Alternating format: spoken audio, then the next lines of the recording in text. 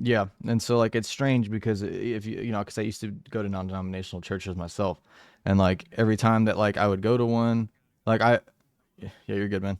I would go to a church, and then I would kind of like be there, and I wouldn't like something that's going on inside of the church, like some like political shit, because that's very common.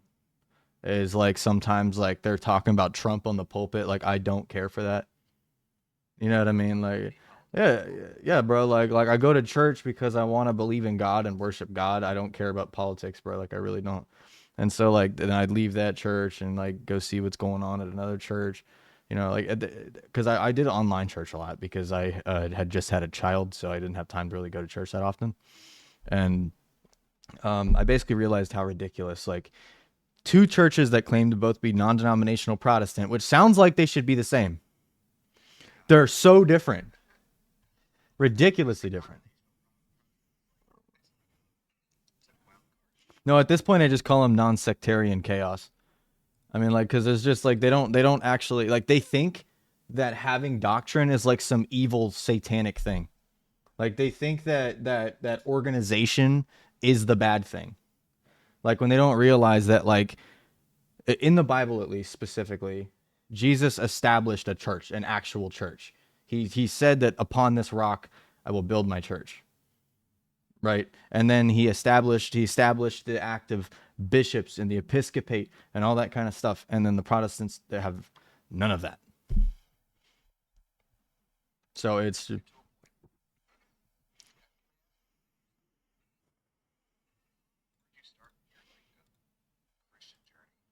non-denominational, like Pentecostal, casting out demon speaking and blah blah blahs, all that. Atheist and Buddhist.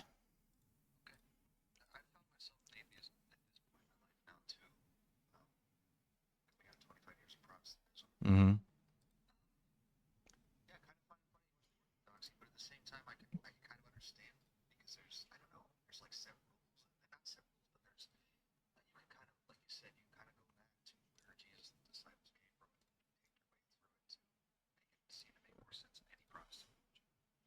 Yeah, well, the big thing about me with Orthodoxy is that I care a lot about historical continuity, historical evidence for like something being maintained and preserved.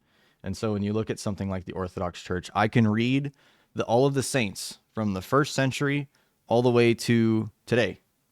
I can read all of the doctrines that existed, especially within the first 1,000 years. And if you look at what Christianity was in the first 1,000 years of Christianity, it has nothing to do with anything the Protestant Reformation does. It has nothing to. They don't believe in any of those things. So then they have to either step on a landmine and say that the church was in the dark for 1,600 years and that they didn't have the true church for that long, which is, in my opinion, that'd be more ridiculous than saying Jesus isn't even a real person.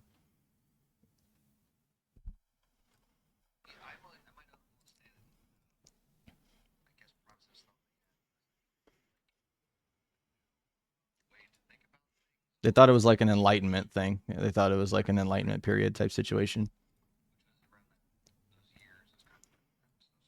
Yeah. It's just it's yeah, it's just that's when you get down to like the metaphysics though, to like how God would work, and then you have to basically admit that God like established like a church that failed for 1,600 years. You know what I mean? And so like then you have to be like, well, they say it without saying it. Yeah, but the original Christians don't say that. We don't think humans are evil. It actually, in Genesis 2, it says that we were called good when we were created. You know what I mean?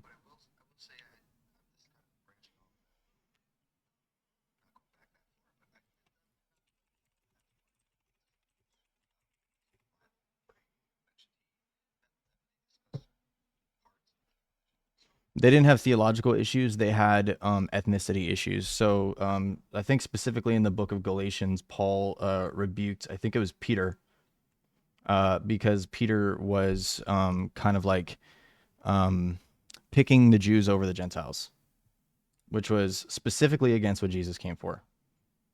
And so, because of the fact that he was doing that, because Paul actually said explicitly that there's neither Jew nor Greek, there's neither slave nor free, right? Like that was kind of like something he was trying to say. He's like, we are all one, and he even said that the seed of Abraham is a spiritual seed, not a bloodline.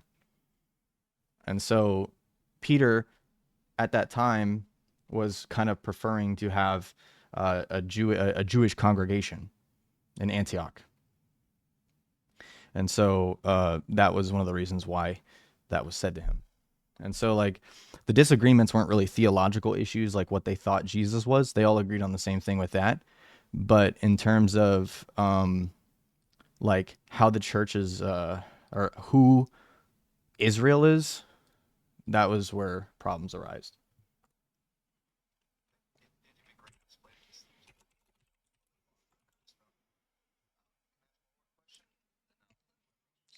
Yeah, sure.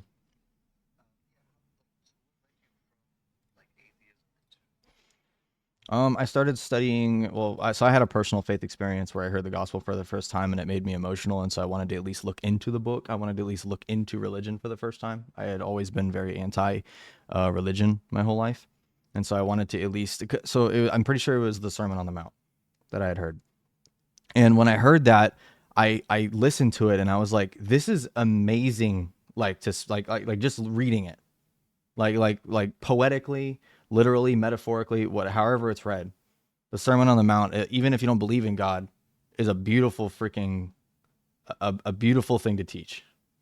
And so when I yeah, and so that's what got me to start thinking, you know what? I want to see if this guy Jesus actually said that.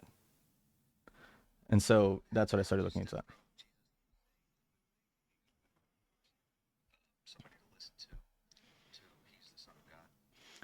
Well, so that also comes down to the aspect where I did a lot of the studies into the synoptic gospels as well as the Gospel of John.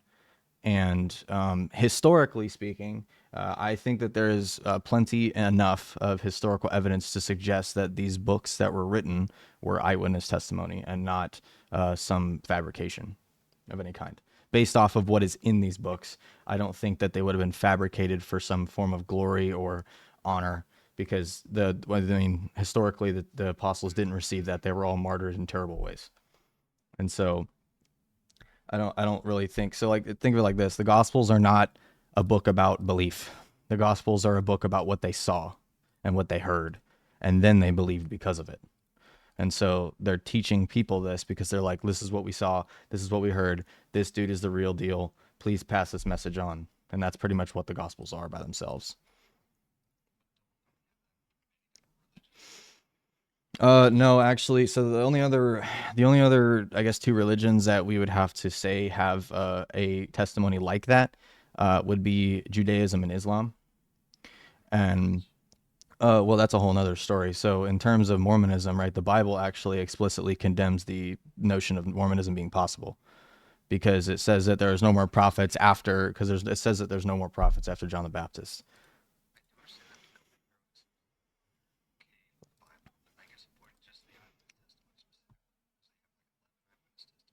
Mm-hmm.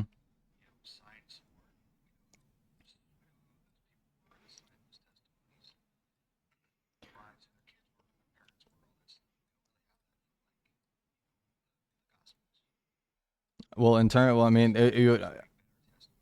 well, because of the fact that it's later doesn't make it better, though.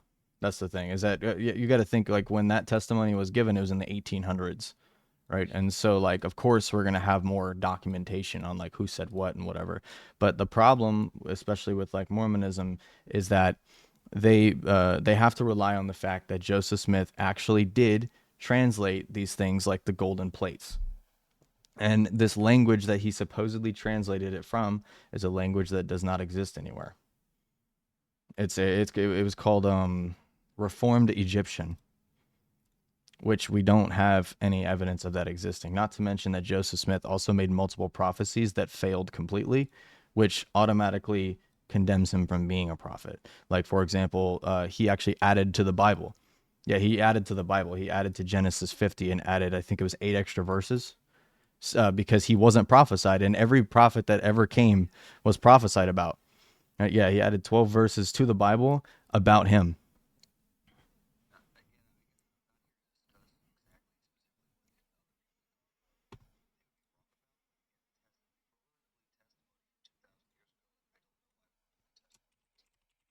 Mm-hmm. Say that one more time.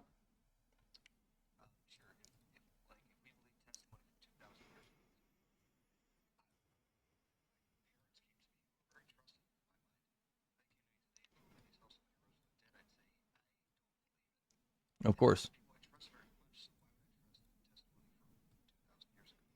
Well, I mean, a big thing about like believing that like something like resurrection from the dead is possible has to do with presuppositions on your current philosophy, right?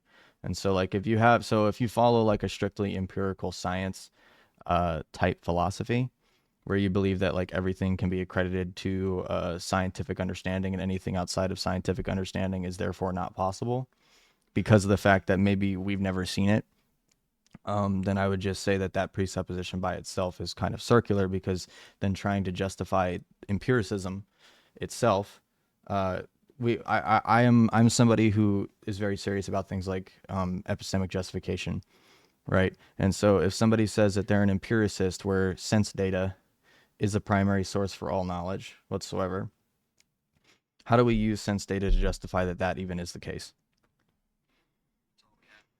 Exactly. And so like and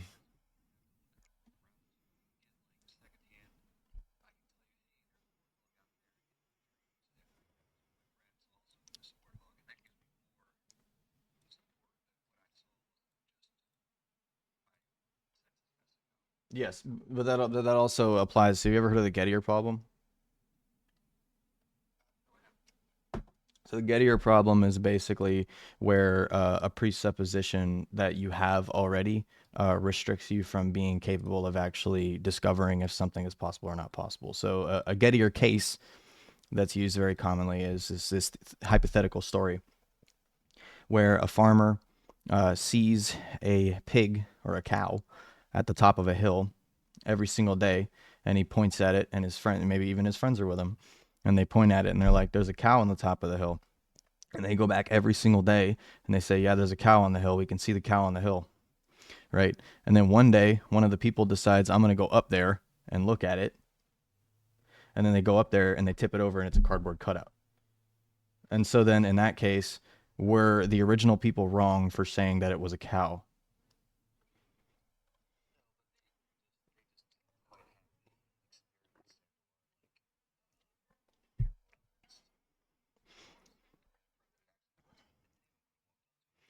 Yes, but in that sense, they were relying solely on their visual sense data to justify that that thing is a cow. And so, like in that sense, that's why we would consider philosophy as the main debate against either the existence of God or non-existence of God. So, for example, we also make the claim that even if God were to rip open the sky today, peek through the clouds, and say, "I am real. My name is Jesus," and the Bible is true, and then he closes up the clouds, the way that science works wouldn't change because science is still studying the things on this earth and studying the things inside of this universe. And so if something outside of our universe were to say this is the case and then disappear, right, it still wouldn't change the progression of how science works because they would still be studying the same systems,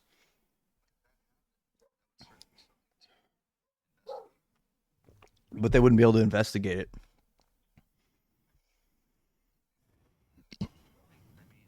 I mean, like how would we do it?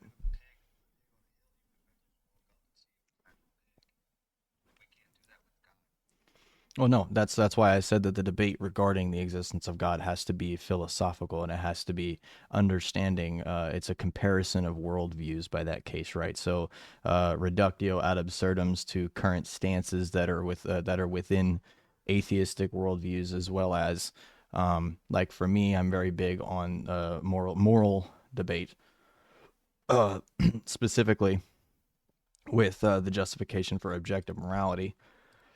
I believe that like the worldviews that don't hold a position of objective morality are actually some of the most chaotic and inconsistent worldviews that exist.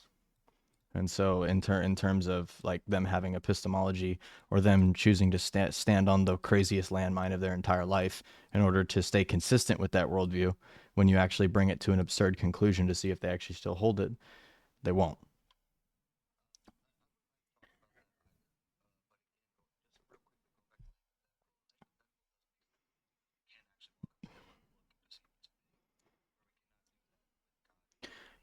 Well, we believe that religion would be the case of walking up to that hill. So we'd actually be trying to justify the fact that not everything is just based in the senses. Everything that every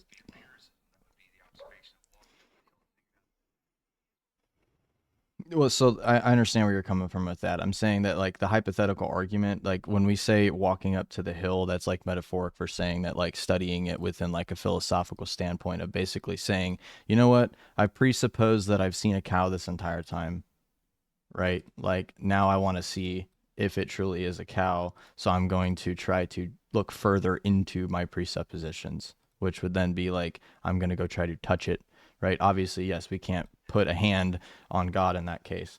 And so I understand where you're coming from with that stance. But when we say walking up to the hill, that's us just saying, like, going into a philosophical debate stance and realizing that the atheistic worldviews does not lead to a consistent position off of that.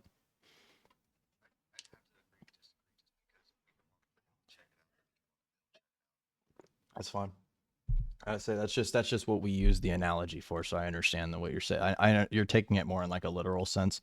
We're not really using that hypothetical in like a literal walking up stance. It's just that's just what a standard Gettier case would be. I mean, I could do a hypothetical one about God, but I kind of just made it simplistic.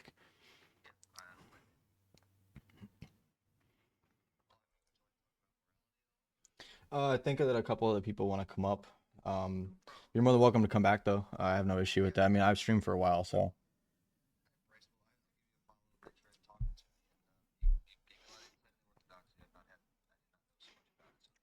sure thing, man.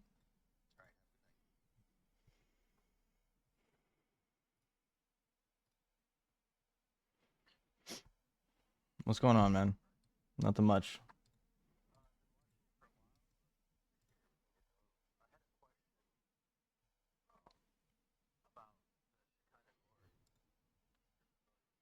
Leviticus 9. Le- yeah, Leviticus 9:22 to 24 specifically. Yes.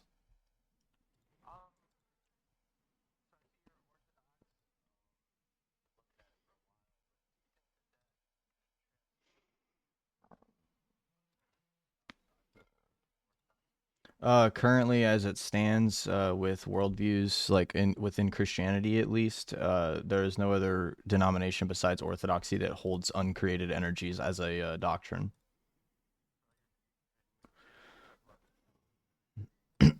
Yes, which saying that the Shekinah glory is uncreated is automatically establishing the essence energy distinction as a presupposition by saying that. Because you either if you say that in Leviticus 9 that it is God truly there, right? If you believe in absolute divine simplicity, like the Catholics would put it in like Thomism, you either have to affirm that it's a created effect, or you have to affirm that it's literally the essence of God, which you know is impossible. And so they have to basically claim that it is a created effect. And if they claim that it's a created effect, it says in that verse 24 that they all worshipped that glory. And so if it's a created effect, what were they worshiping?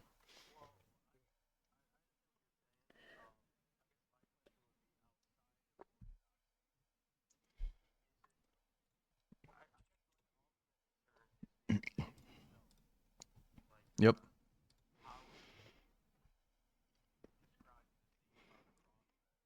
What about them?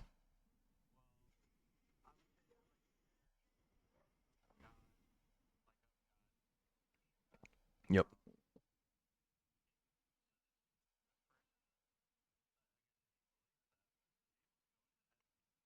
Yes.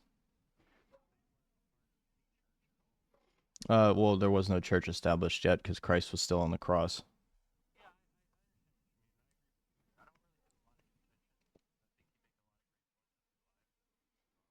Mm-hmm.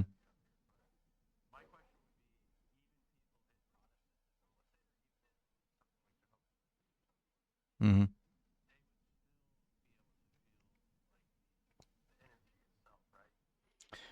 Well, I mean, Jehovah's Witnesses don't even currently have a doctrine regarding like what they would consider operations or energia, as it's described in Paul's epistles of God. And so in that case, like for example, the glory, they would just say that they actually kind of hold to the creative effects thing as well. Pretty much all the Protestant denominations is, I mean, even like the outset ones like Jehovah's Witnesses and Mormons had can't affirm like the uncreated energies, because especially the Mormons, because in terms of the uncreated energies, you have to actually accept that God is not just essence and that's it, right? And so in the Protestant, especially Protestantism, they're very serious on the aspect that everything is the essence, right? Everything is identical to the essence in that sense. And so if everything is identical to the essence, you have to basically say that the glory is a created thing, as well as the grace that the thief on the cross received is a created grace within the soul, which we believe is ridiculous, because if God is in the Bible is supposedly a personal, loving God that does interact with his creation, which it says over and over all over the Bible, then if he's just creating everything that we see of him, are we even interacting with him?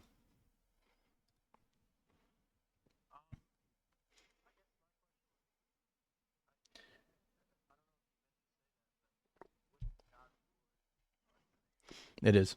I'm saying that what the Protestants and Catholics have to use for their stance. Wait, what the heck? It says I'm inactive. I have to do a puzzle. Hold on. That was weird. Sorry, it like my live was just like we've detected inactivity. Um, Now you need to do this puzzle. Like what the heck? Okay.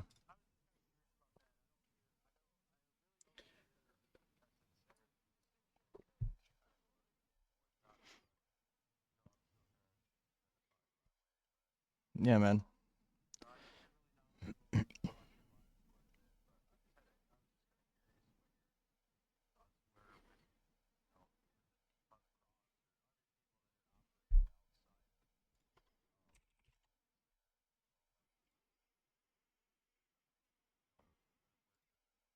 Yeah. Yeah.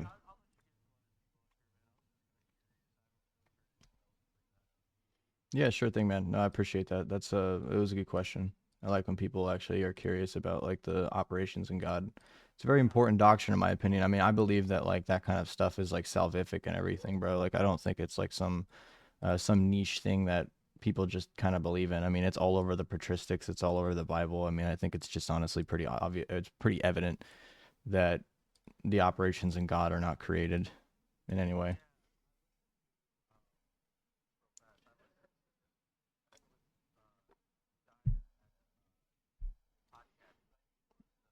Yeah. I watch Jada. I don't have an issue with that. I mean, I watch his streams because I actually think he's one of the funnier people to and more entertaining people to watch. I mean, like I watch. It's a funny thing I actually say pretty often is I watch Jay Dyer for entertainment and philosophy, and I watch David Erhan for like super deep theological stuff.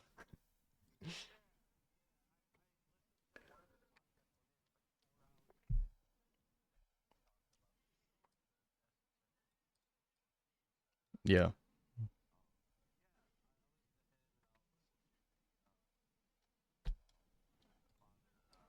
Father Deacon Ananias. Yeah,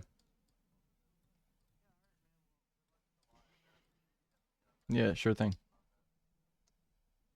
Sounds good. What's up, Unblemished?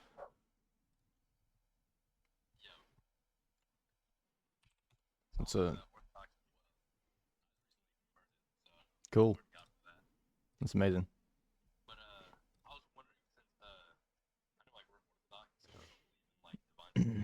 We do. We don't not affirm divine simplicity. We don't affirm the Thomistic absolute divine simplicity. All right. So I mean, if you deny divine simplicity completely, you technically are a Mormon. Yeah,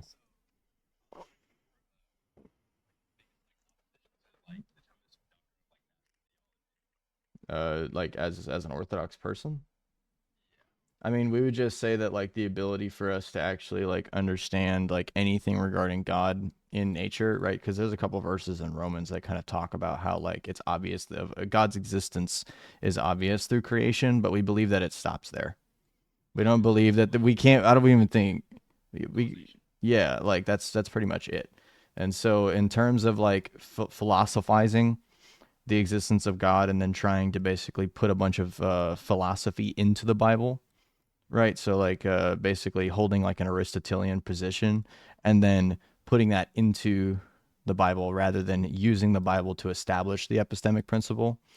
That's where we differ severely because the Thomistic natural theology believes that like we can actually hold like like secular philosophies and still basically come to the conclusion of like these various doctrines. I don't believe that that's possible. I mean, that we usually will reject the notion that divine simplicity, or sorry, not divine simplicity, but natural theology can actually get that far. Yeah.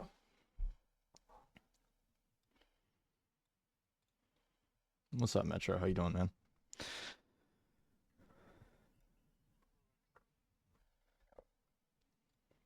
No, WO. If you're referring to me as a world Orthodox, then no, I'm not part of the schismatic group of true or genuine Orthodoxy. I'm part of the actual Orthodox Church.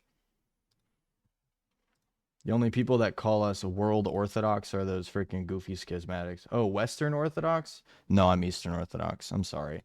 I thought you were calling me world Orthodox. I was like, bro, no, absolutely not.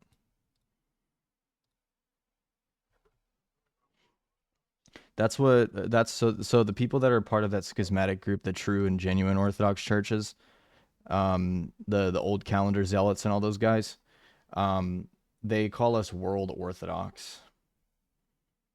If you're not part of Greek Orthodox, would you be Western Orthodox? No, no.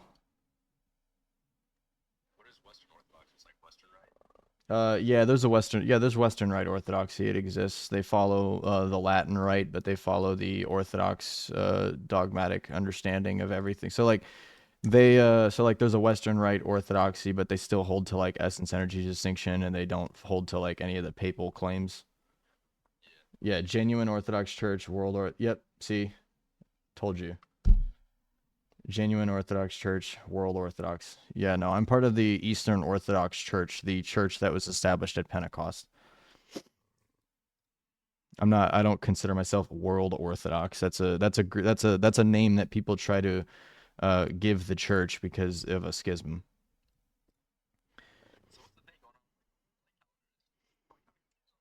They basically think that because some patriarchs have said crazy things in the past, therefore Eastern Orthodoxy is false. They are literally the setties of this religion. Yes, they are actually the setties of Orthodoxy. They believe that like after like people like that Greek patriarch Elpiphodoros, I think his name is Elphidoros or whatever. I don't know how to say his name correctly. Like people like him, like when they say crazy things, instead of like reconciling and just holding to the faith, they split away and make their own church. Like people like we believe our patriarchs are not infallible. So like when they say things that are crazy, just hold to the faith. The faith is still defined and it's still doctrinalized. Like if they're saying crazy things, just hold to the faith, the seven ecumenical councils, and the Pauline synods, everything that's been accepted by the Orthodox Church. If you just hold to that, then I mean that's pretty much like the presupposition that they go off of is the fact that they think, yeah, like Jake said, patriarchal supremacy. Yeah, that's pretty much the presupposition they go off of is that, oh, my patriarch said something bad, therefore I need to split away from the church. It's what the Catholics have to deal with the Sedevacantists because when Vatican II dropped, these people were like, the church is dead, and then created their own church.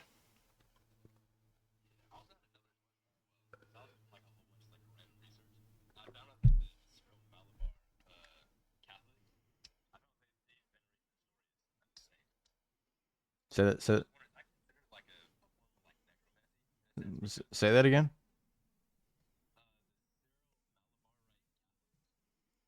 The Cyril Malabar Catholics.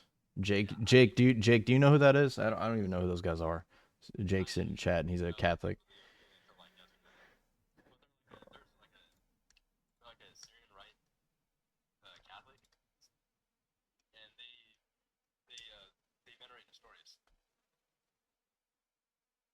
They do venerate him, but I wouldn't say it's a form of necromancy. Okay. Wait, so like, are they actually in communion with the Roman Catholic Church and they venerate Nestorius?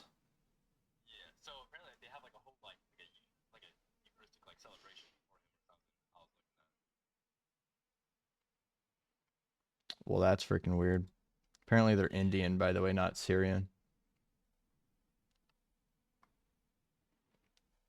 A lot of stuff goes on the rites, and the Eastern rites venerate Palamos behind closed doors. Yeah. I mean, like, we have that issue with Western Rite Orthodoxy as well. Some of them venerate Thomas Aquinas. So, I mean, that issue exists in both.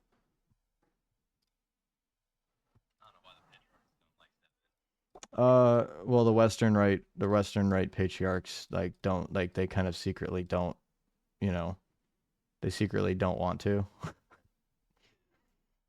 What's your thought on the MP decanonizing saints? I'm not really sure about what specific story you're talking about here, honey. I'm sorry. But if I had more um, kind of a knowledge on what that is, then I'd probably be able to talk more about it. Let me play some music. The Roman Catholics, yes. The Eastern Catholics don't. They reject him because of the essence energy distinction, and Palamos was also very anti-filioque.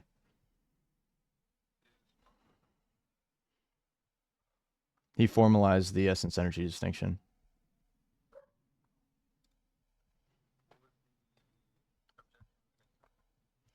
Palamos? Well, I mean, the same thing that Catholics will say to us to this day. I mean, they'll just say that like the essence energy distinction is like either polytheism or something like that. They think that EED is a polytheistic belief because of the things like the real distinction and all that. And so they think that we believe in multiple gods because for some reason they think that when we say that the energies of God are uncreated and that they are truly God, but not the essence, that suddenly necessitates that we believe in a bunch of gods.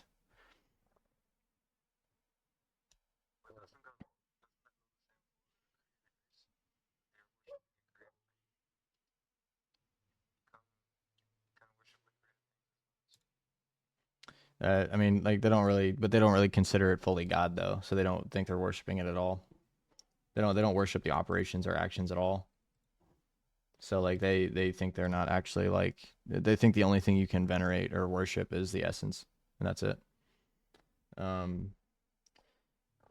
is it true that the issue of the filioque isn't a thing? No, that's definitely still a thing.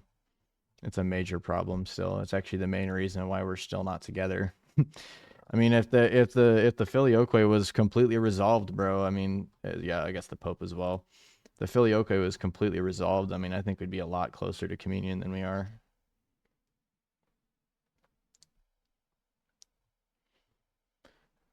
Depends, you know.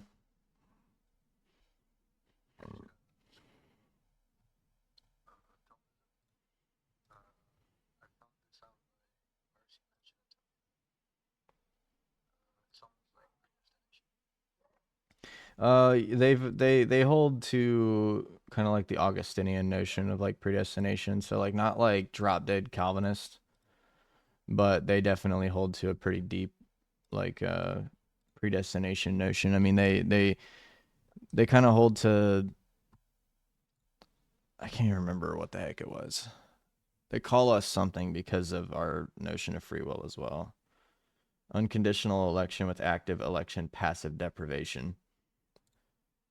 Yeah, whatever that means. It's basically Calvinism, but with a shit ton of caveats.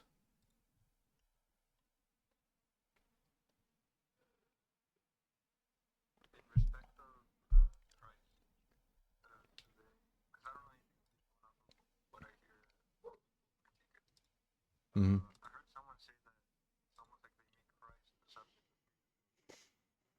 Um, well, I mean, so I don't really know. I don't really have anything on that. I'm not going to strawman them.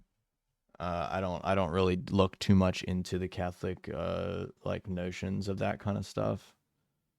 Uh, Yeah, you're more than welcome to come up here and explain what you guys think about that, Jake. Jake's a Catholic, so he might be able to explain it better. I don't want to like misrepresent them on what they believe because I hate doing that to people. But I know, but like you're asking questions and I'm not going to answer them if I don't like have a full notion, like a confidence in like whatever that thing is. You know what I mean? Like I haven't looked into the Catholic predestination as stuff that I study. So somebody who actually made Jake says he understands that stuff, so he might be able to help you with that. What's up, Jake?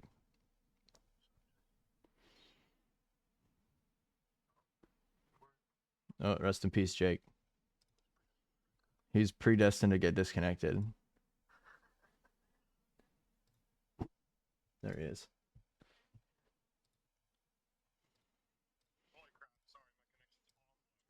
Well, you're predestined for that, dude. It's all good.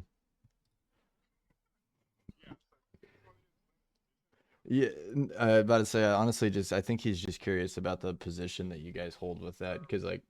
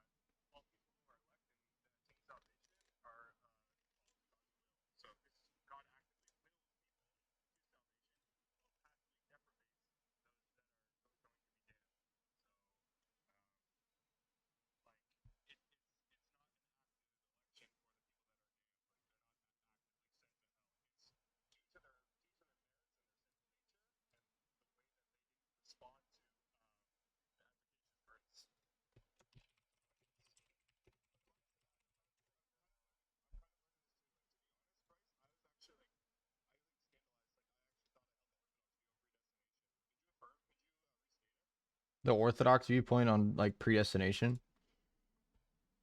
I mean, like the Orthodox position on predestination, like we don't even really say that there is predestination. I mean, we literally say that like God, like the only predestination, like because when you say predestination, you're implying that like we are predetermined to go somewhere specific when we die. And so like we don't believe in that notion, right? So God created everybody with the foreknowledge notion of the fact. So like for example, the elect are people that he's chosen based off of what they've decided from his foreknowledge. I mean, like in terms of the fact that like the eschaton is forced, yeah.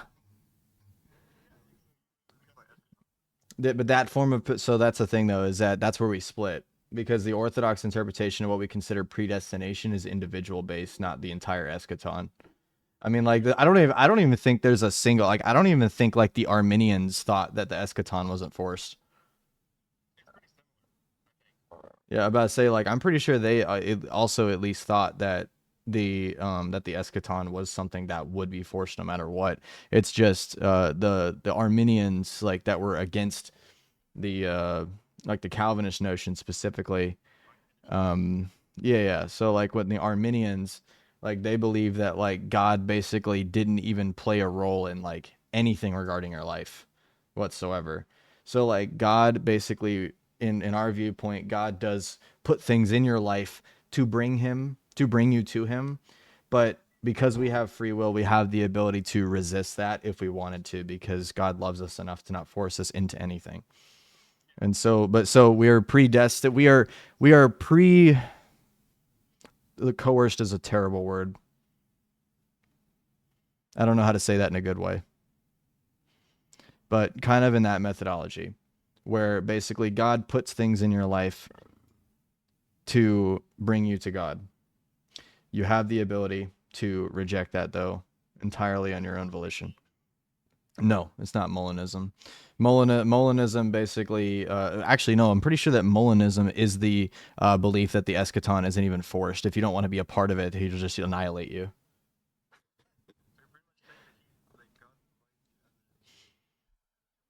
Yeah. Like God provides you with everything about God, and so that nobody has the ability to say they didn't know when God comes to them when they die. Right. So like you could get, so in a way you could call that predestination because God has put you on this earth knowing he will judge you, but he is not going to force you to accept him or deny him in any way. If you do accept him though and you align your will, if you think of it as the totality of all humanity, yes, but not like individuals.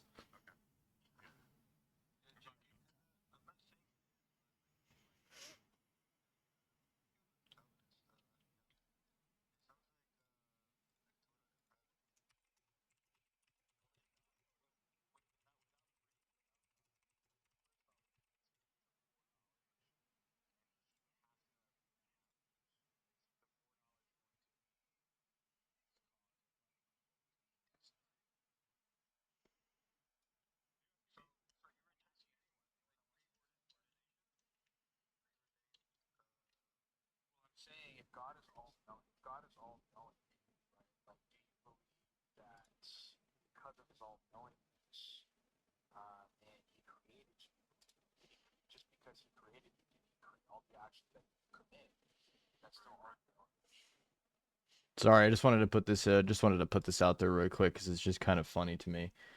This dude named Human Jesus Specialist One. It's an Ebionite, which is funny to see.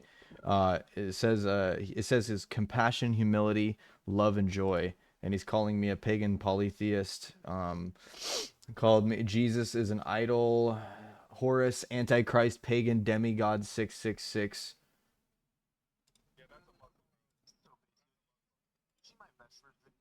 Yeah, the Vesper. Yeah, no, that thing was cool, man. I thought it was funny that you tried to add everyone and it didn't work. That's why I laughed at you. No, it didn't. No, it didn't. You don't have the ability to do an everyone, bro. I'm a pig.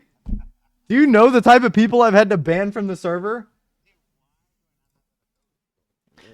Uh, because there's some freaking crazy bastards that have come into my server before, bro. That's why. Why did he just leave?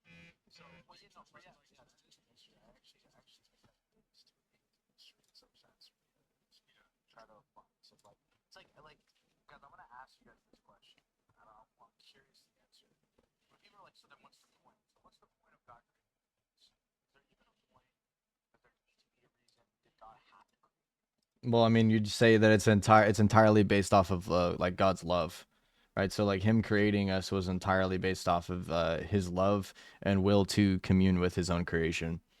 And so like it'd be a will. Yeah.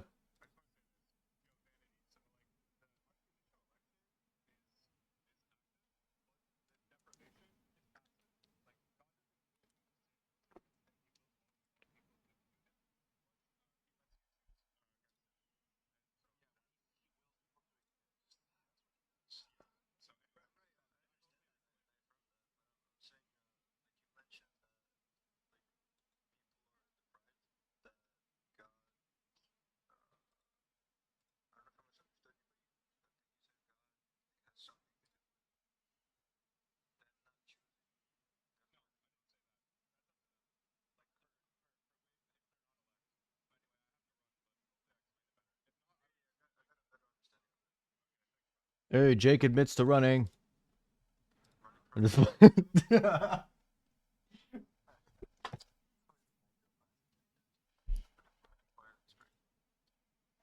Uh, no, because I know that I'm supposed to be drinking glass. I just forget.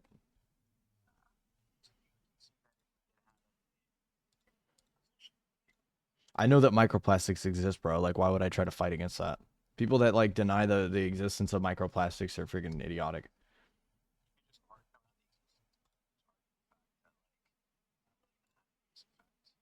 Why are you giving me like a position to take that I know dang well you know how to argue for, bro? Like you think I'm stupid? That's like a Muslim coming up here saying I don't really know how to debate for Islam, so and then I just go, oh well, it's simple. Just tell me that the Bible's corrupted. Like I'll fall apart. Like bro, if you just tell me the Bible's corrupted, I'll fall apart, bro. Just tell me that.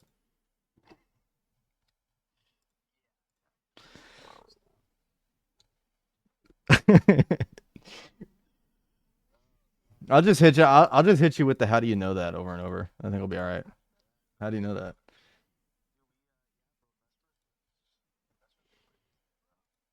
Yeah. Vespers on a Tuesday.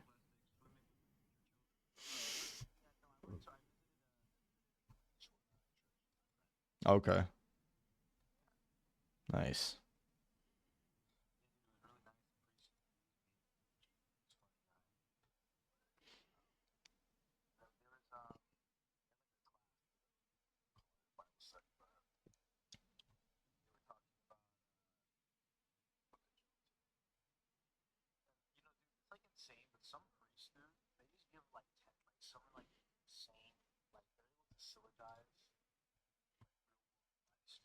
Hmm.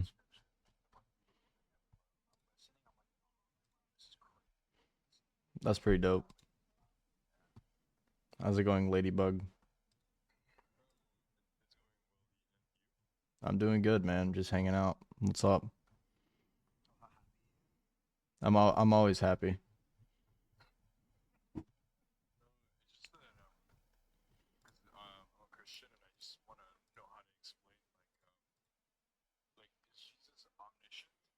I mean, like the son of the Trinity is definitely omniscient. Yes. I mean, like God in totality would be considered omniscient because like omniscience would be considered a property of the essence.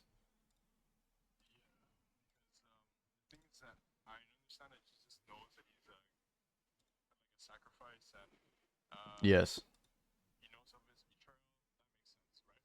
Hmm.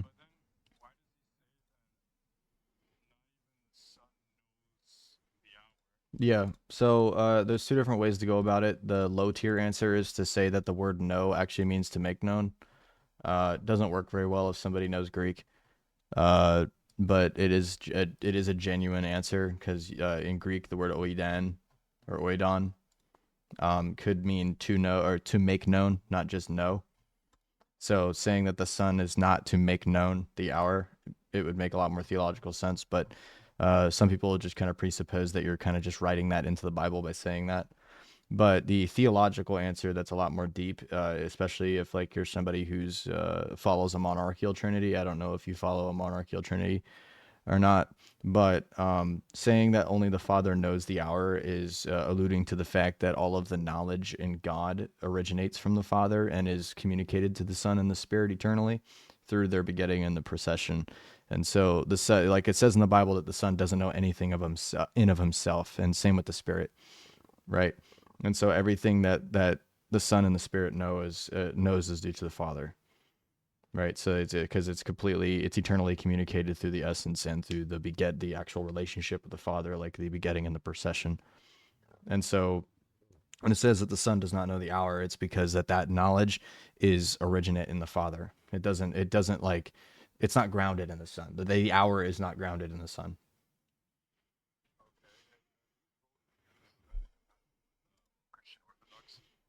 I mean, I'm Orthodox and I hold the position of the monarchical Trinity, so absolutely. I mean, you can't like you have to affirm a monarchical Trinity if you're an Orthodox Christian. Yeah, if you don't affirm a monarchical trinity, then you're kind of just shit out of luck, like with this argument, in my opinion. But like, if you have a monarchical trinity, fixes that immediately.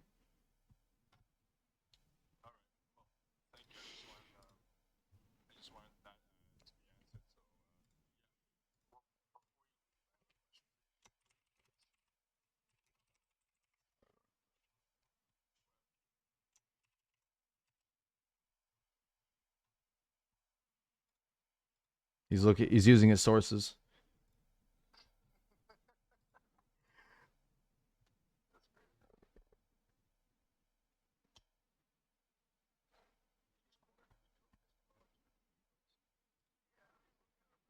Too freaking easy, dude.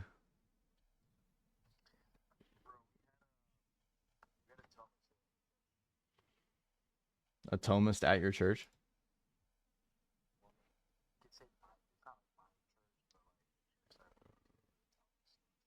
Hmm.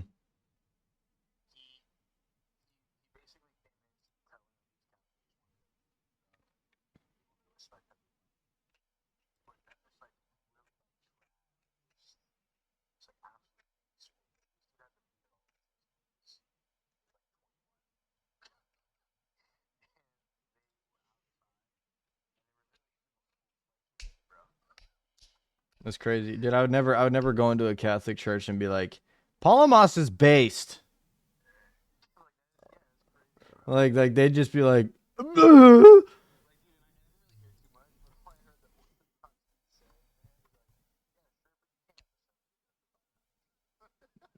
exactly.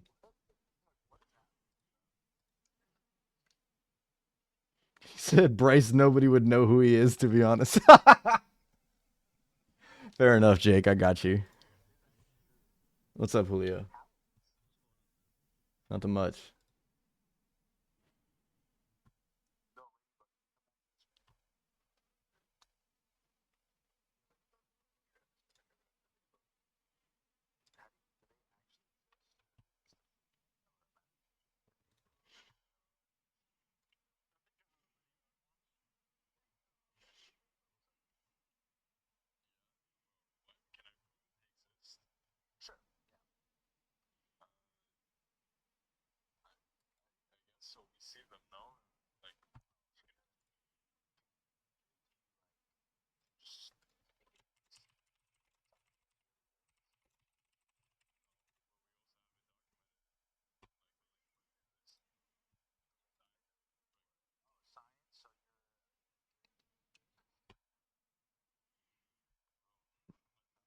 You're getting cooked. That's what's happening.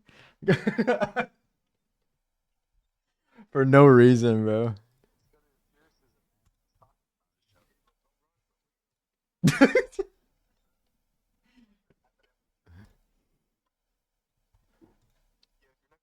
Is somebody in hell? What was that? What was that? Somebody was like literally getting casted into the lake of fire behind them, bro. Like, what's happening?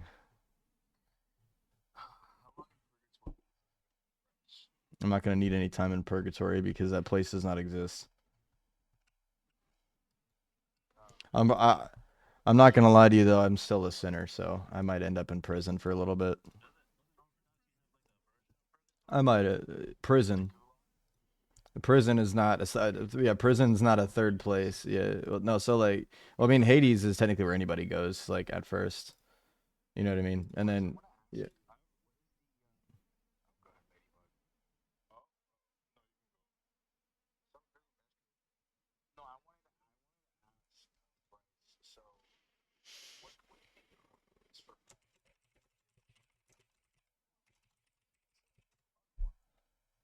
Uh, I mean, I mean, we technically speaking should be praying for anybody who's reposed. I mean, because even if we don't know that they're reposed in the Lord, I mean, like, because at the end of the day, like, if they somebody who died outside of God's grace, you know, because they maybe didn't believe in God or something like that, we don't believe that like hell is eternal due to God. Like, God does not is not the one who makes hell eternal. It's you.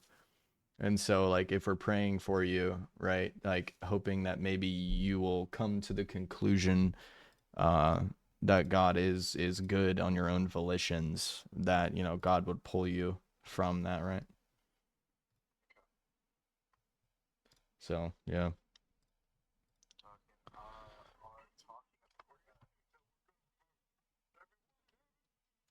no,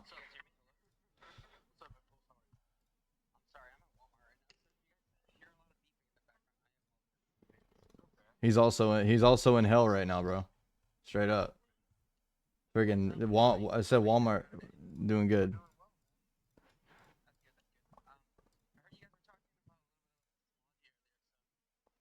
Yep.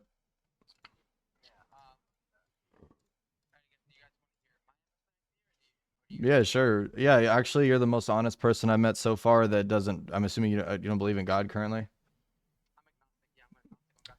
Well, you're already the most honest one I've met because you just straight up said, "Do you guys want to hear my viewpoint?" Instead of just walking in and going, "Prove God exists, nerd."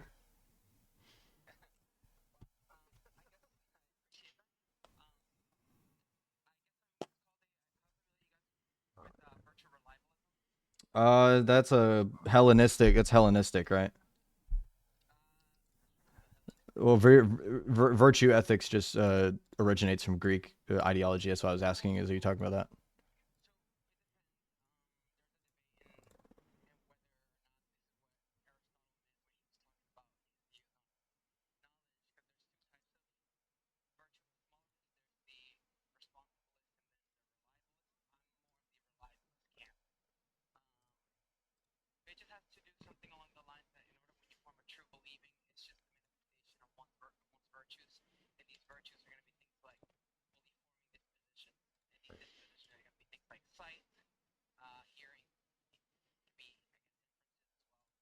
So sense data on top of like a moral relativistic perspective, or what?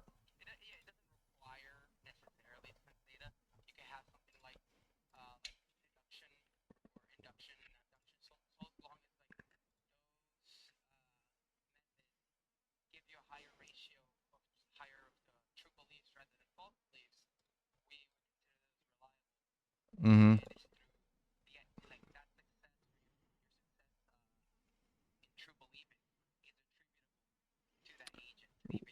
Well, so like, what is within your epistemology, like, what determines something as a true versus false belief? Is that subjective or what?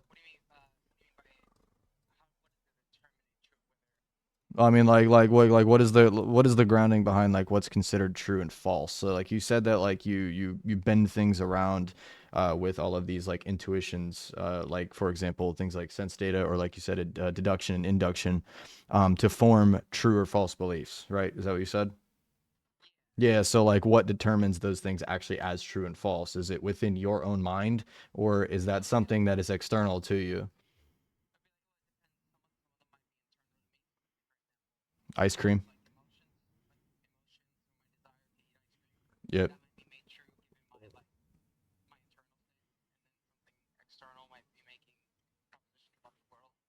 Hmm. And so, like, I guess in that case, like, would you say that like empiricism regarding like truths of the world would be a valid stance to take for anything that we can, I guess, physically witness?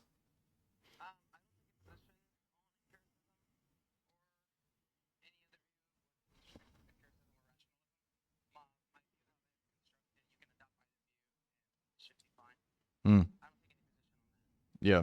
So, what is your stances on morality?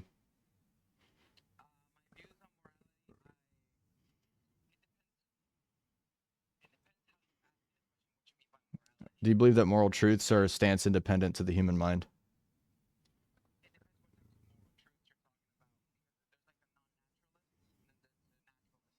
I mean, yeah, I know, but like, well, I mean, in that case, like, I'm saying things like, what people that believe in an objective sense would call things like moral evils, like child grape. No, don't say the word, please. I gotta kick you. I'll bring you back. You're fine. I gotta look like I care, or else I'll get banned again. Yeah,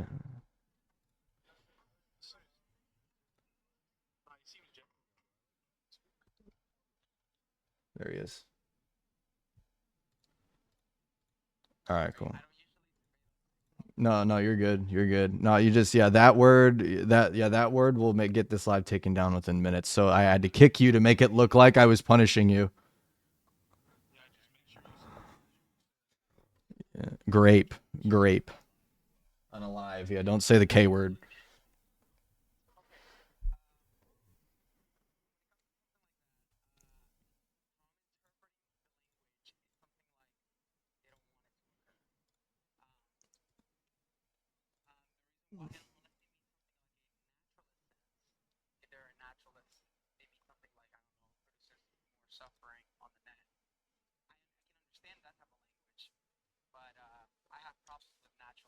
I'm about to say I could see like I could totally like walk with you more on the first stance that you gave me, but the second stance kind of is just a dead end because when you say that like it increases suffering, that then calls that kind of still begs the question of how do you know that suffering is the virtue though? Like isn't the virtue.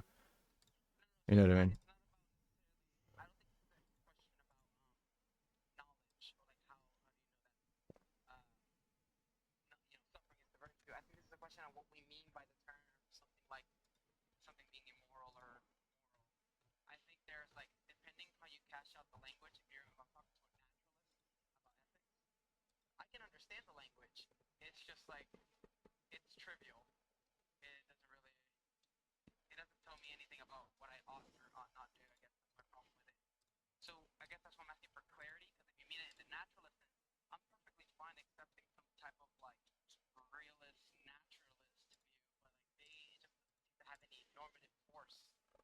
Mm-hmm.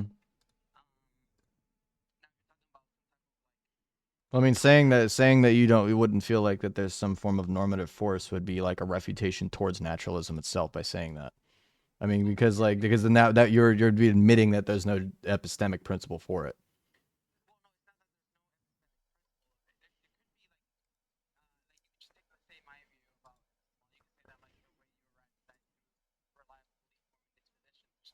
Mm-hmm.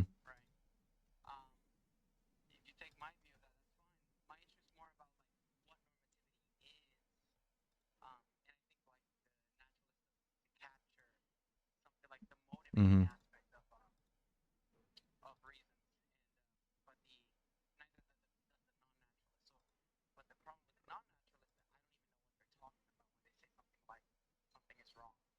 Yeah. Okay. So then, like, what would be your current stance on like how you would hold to something like child grape? Like, what would that be? How would we judge such a thing? Okay. Yeah, yeah. So like not wanting to see it, right? Like that's one thing. But like, do you believe that that kind of notion would be considered absolutely wrong?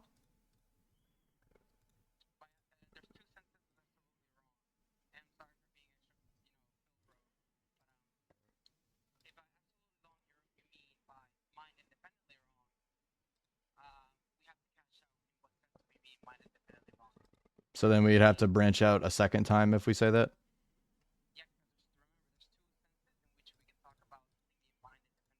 Mm-hmm. But you already kind of like said we weren't doing the naturalist sense. So why would you then go to the naturalist sense when we go deeper?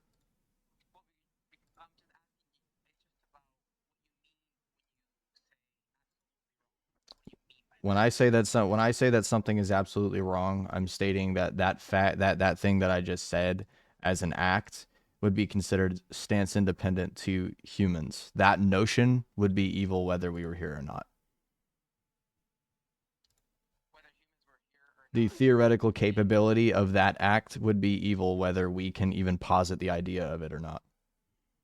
It is not a conceptual not a conceptual evil. It is a real evil, an absolute evil.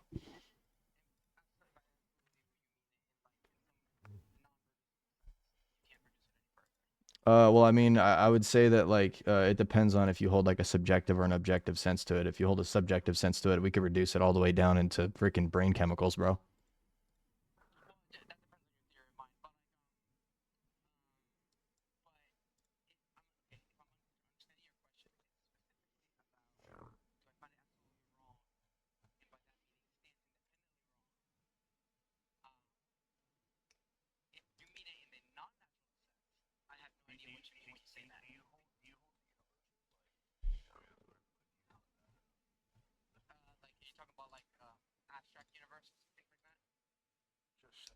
It'd just be considered like transcendental truths that are not just stance independent of, or that they are stance independent of the mind at all.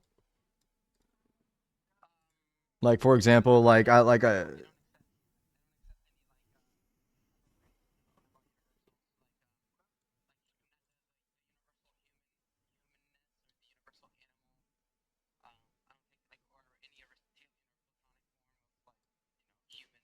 yeah, you don't hold a dogmatic metaphysic on like properties and categories.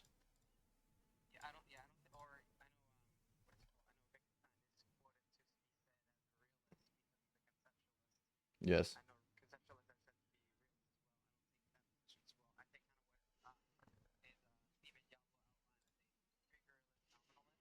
Yep.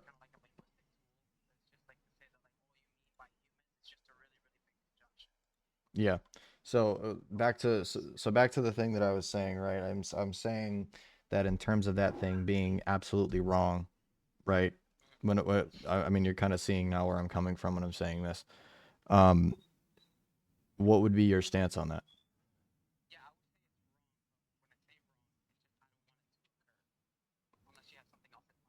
Okay. Do you believe that you have the right to prevent such an action?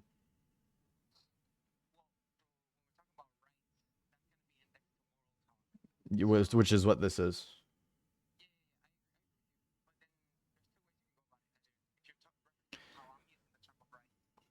And bro, your philosophy is like a whole freaking redwood tree. All right. So, what? So go ahead.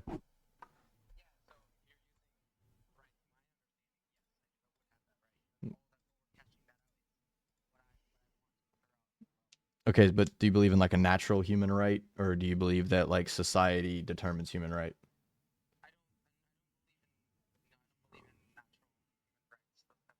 Okay. All right. So then, in a stance like that, let me kind of like bring you a hypothetical situation. It's kind of a, it's not a full fledged reductio ad absurdum, but it's just kind of like a little bit of a reductio. Um, if you're living in a country where child rape was considered fully legal, it could be done in public, it could be done anywhere, and you somehow are in this country and you witness somebody do it, do you believe that you should be able to stop them? So even so then in this case, you would say that the rights of that person is not equivalent to the society then.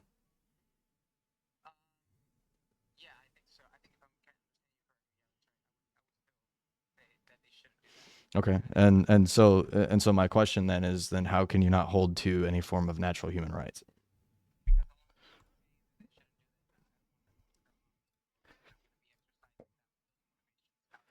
Yeah, but like, what if somebody like holds a similar notion as you, but they say they do want it to occur? So like, who has the moral high ground,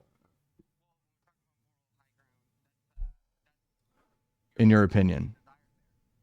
Yeah, I'm saying like in your opinion. I mean, that's why I'm asking you about your stance.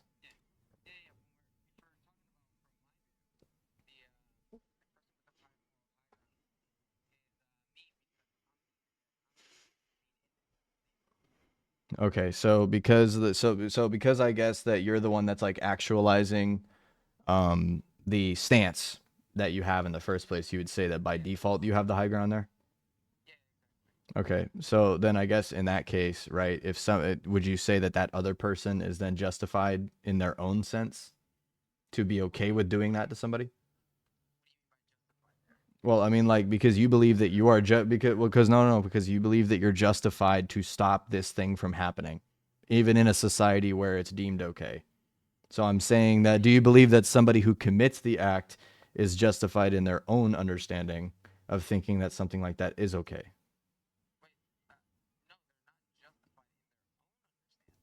So they so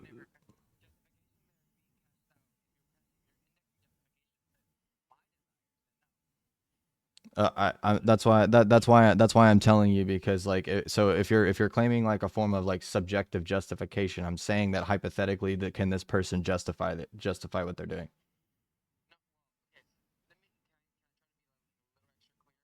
I mean, yeah.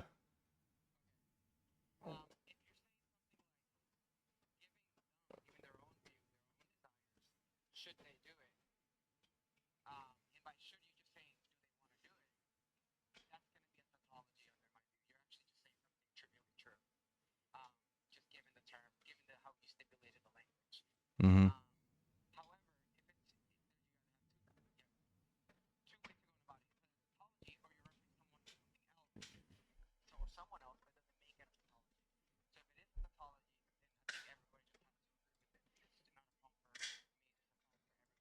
Well, claiming that it's like a tautology is kind of like saying that it's semantical.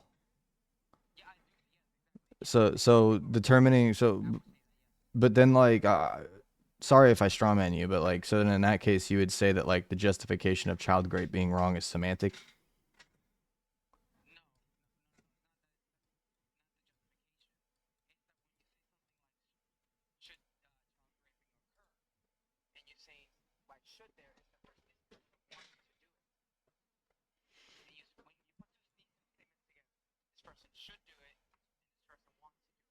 Okay.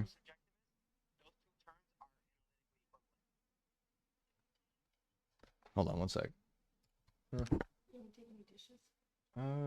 I'm using this spitting one. I'll clean that myself, but you can take it.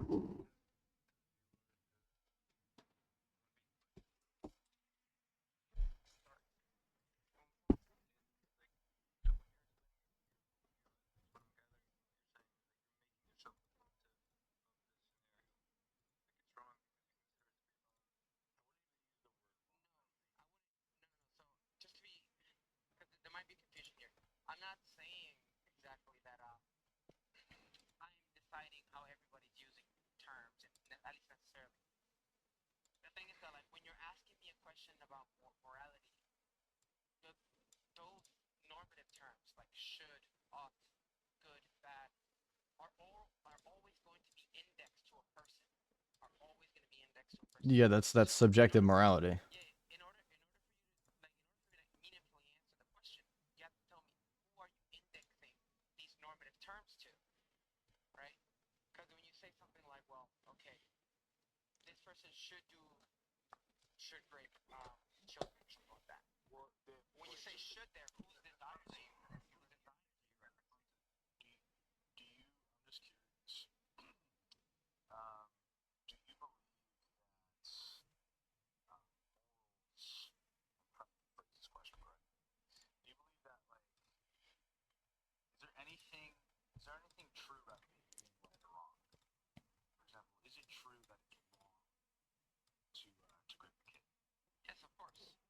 But is it absolutely true in the sense of like it's not just your own.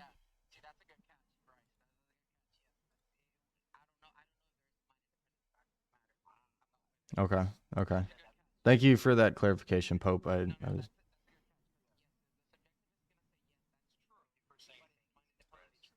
well, no, so like a subjectivist is gonna say that it's only true to you, that it's mind dependently true, right? Well, no, not mind independent, it'd be mind dependent. Yeah. Yeah. So again, that's why I'm trying to figure out like if because it sounds to me, and I'm sorry if I'm strawmanning you, but it sounds to me like you're just holding moral relativism with a lot more words.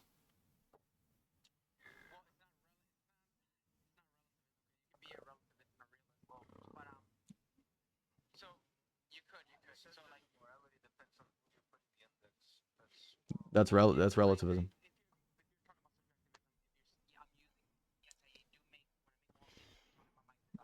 Well,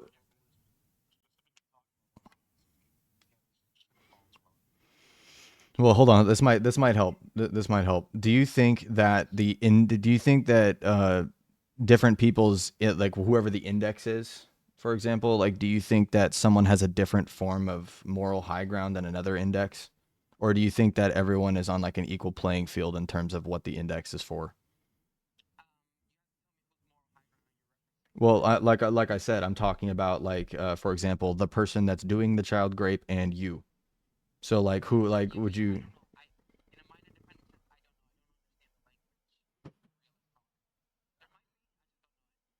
Okay, that's fair.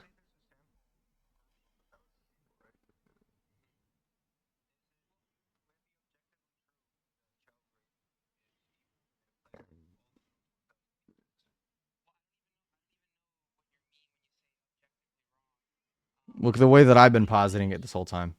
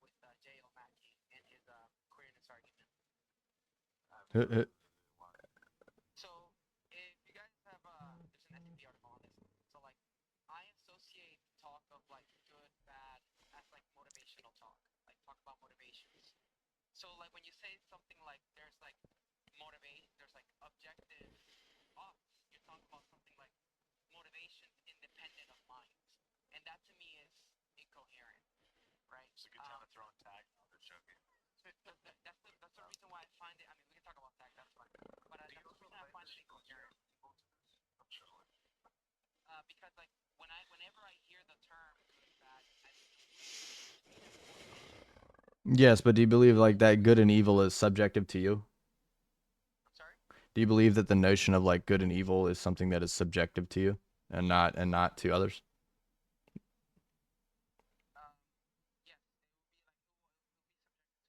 Okay. Yes. So so if somebody else's desire would be to do the evil act and they believe that that is the good notion, right? So like how would you deduce that that person is incorrect compared to you?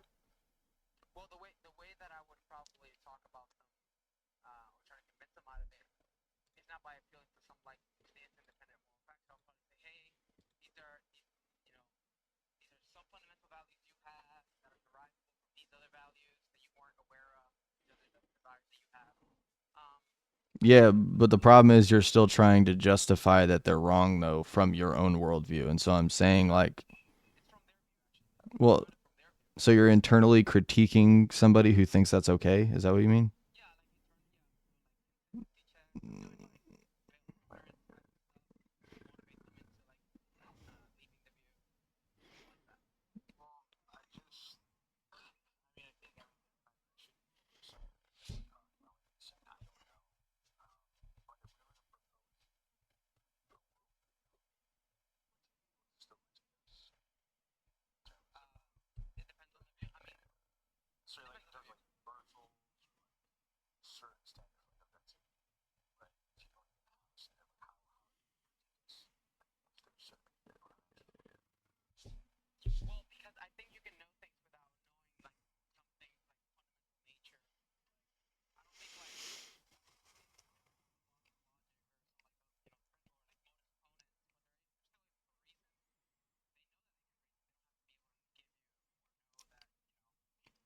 But that's also presupposing that the laws of logic are objective as well.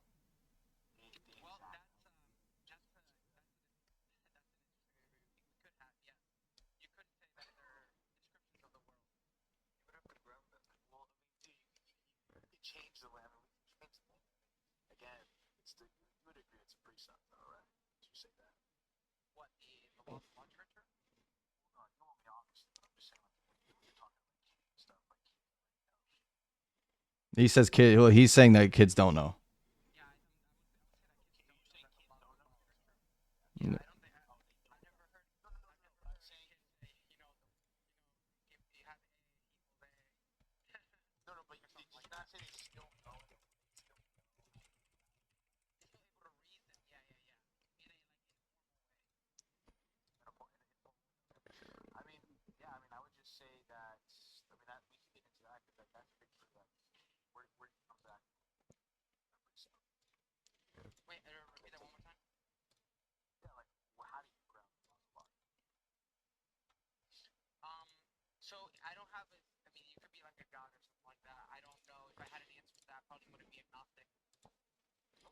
That's valid. That's valid to say. So what is the so then on that then? What is the primary reasoning behind why you do not currently believe in a God right now?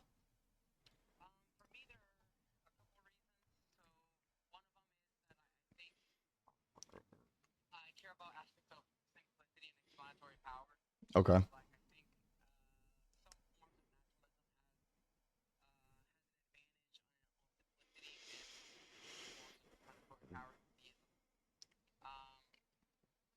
Like what?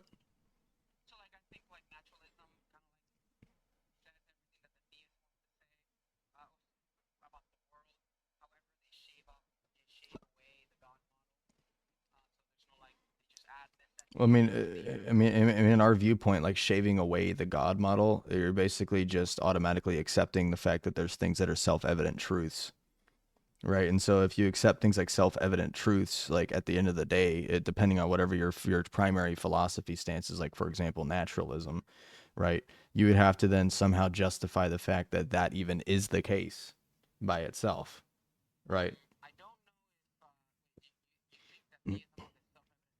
No,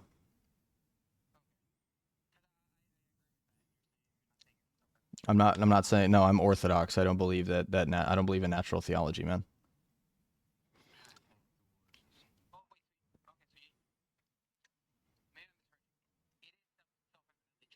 No, I don't believe in natural theology. I'm Orthodox. That's a Catholic. That's a Thomistic perspective. Yes, I believe that the only way for God to, in order for us to ever understand God, God has to reveal Himself.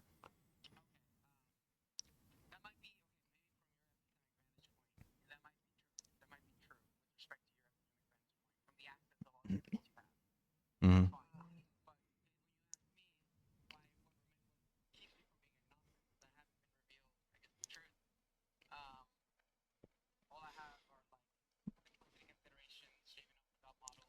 Okay.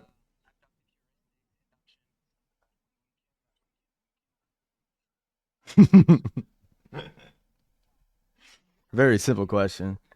So I guess what's a primary reason, I guess, in that case, like why you maybe don't accept Christianity then in this case? So you basically said that like your current philosophical stance is you don't see the necessity for God in the first place, but like we said already, we don't believe in natural theology. So in our case, we would say that divine revelation would be the appeal. So what is the reasoning behind why you do not, for example, appeal or trust or in any way, shape, or form in any of the eyewitness testimonies of the New Testament?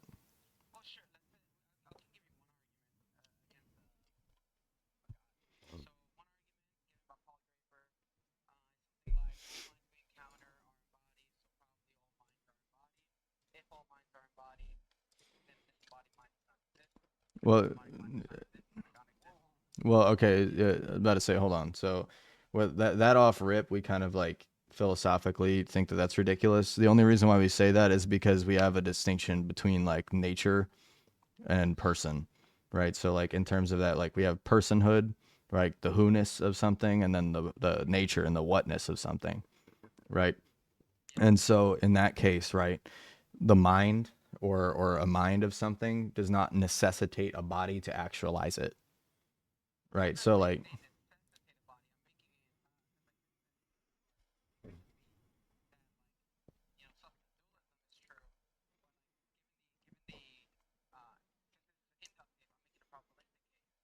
mm-hmm.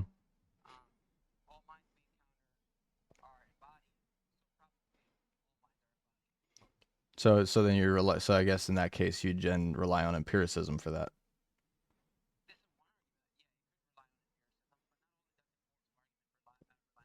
I know, but that one specifically though is based off of I've never experienced a mind without a body. Therefore, therefore a mind can't exist without a body. But you don't see an issue with that stance. Philosophically, you don't either.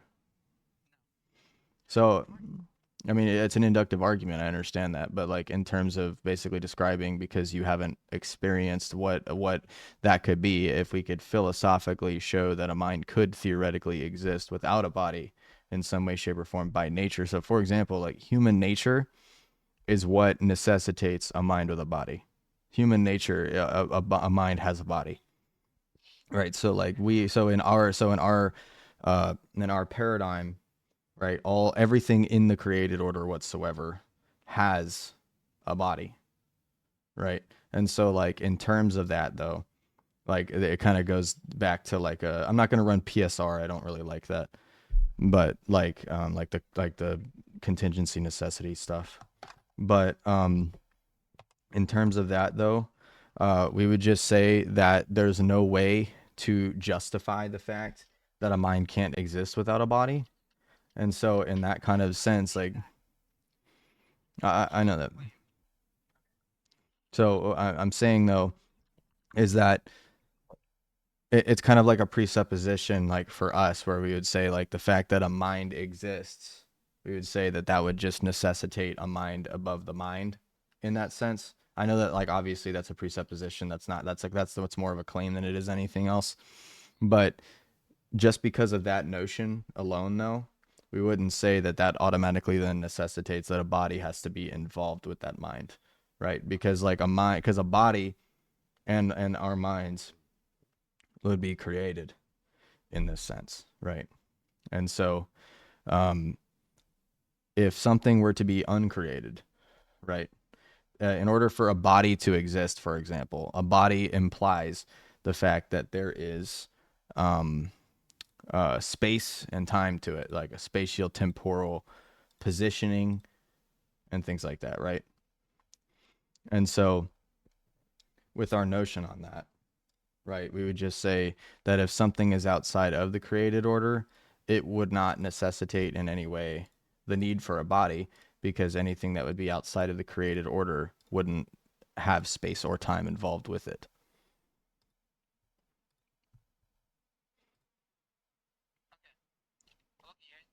Yeah.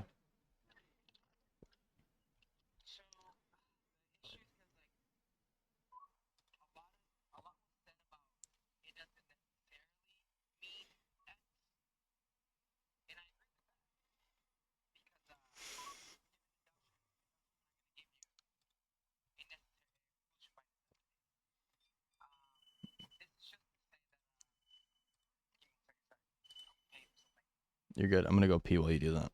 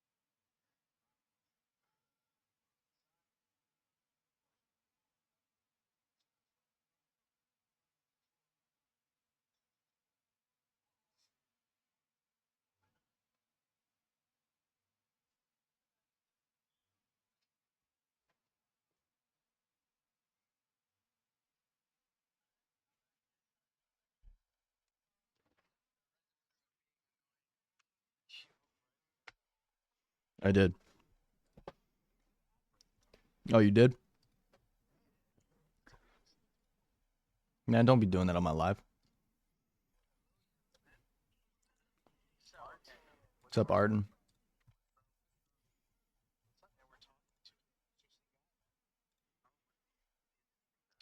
He's an agnostic who's philosophically pretty coherent. So let's get back to where we were at. So what was I? What did I say prior?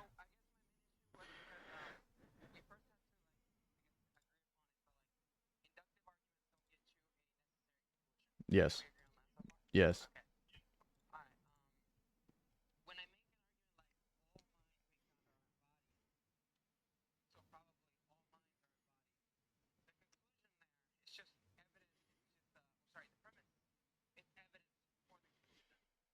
Well, I mean, the premise would be considered a presupposition though, because it would be entirely reliant on the fact that our capability to reason is total, right? So like if so,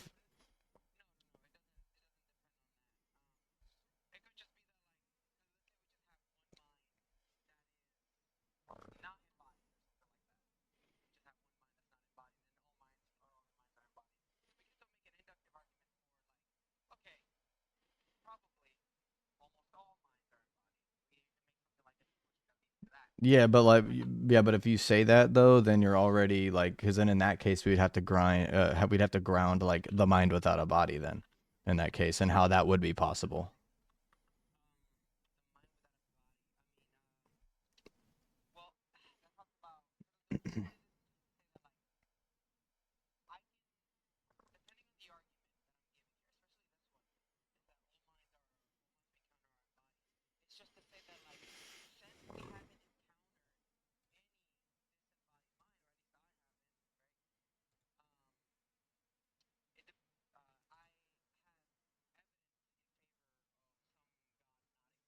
Yeah. So, but yeah, but that off rip though is presupposing that the uncreated doesn't exist in the first place, right? So like anything uncreated wouldn't exist. I mean, I know you're saying that, but like in terms of like where our stance lies is that Like it eventually will go back down to like creation. I mean, I'm assuming you don't affirm an eternal universe.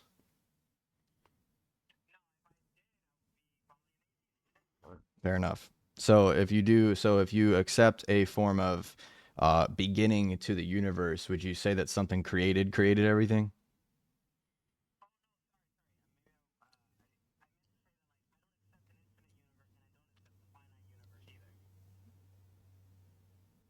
What?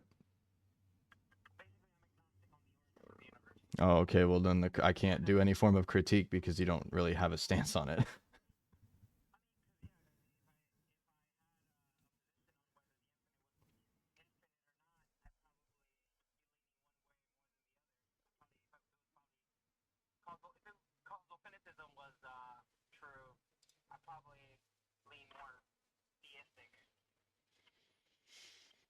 Okay. So I guess in that case, but do you believe that like holding like an I because I mean it's an agnostic stance, but at the same time it's also kind of like an I don't know stance.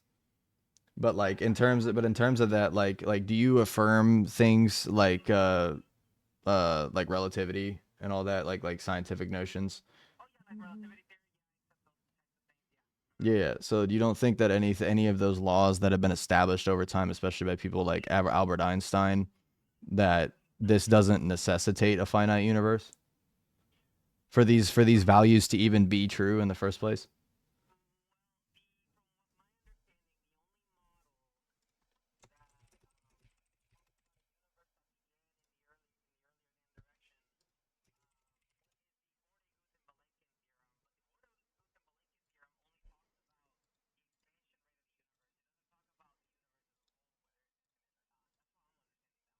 Yeah. Well, I mean, like it kind of just comes down. So, like in terms of like the people who kind of like posit that things like the Big Bang Theory, for example, they don't really posit like so. For example, the Big Crunch is a lot newer than the Big Bang. That's a newer theory that kind of necessitates a possible like quantum infiniteness that exists. But like in terms of that, like even kind of implying the fact that quantum fluctuations can exist itself already still necessitates that the quantum fluctuation has to happen and that that thing has to be caused still. And so in that argumentation,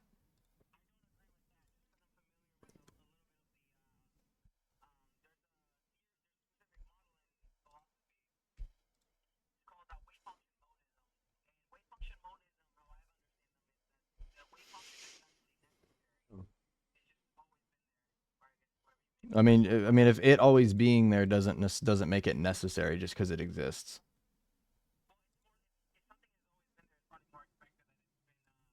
I know, but that's another, but that's just another presupposition, though.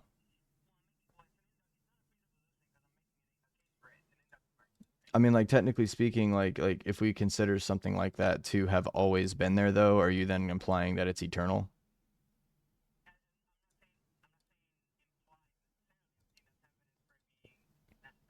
Yeah, yeah, but you're saying that it's always been there. So, like, was there ever a time where it wasn't?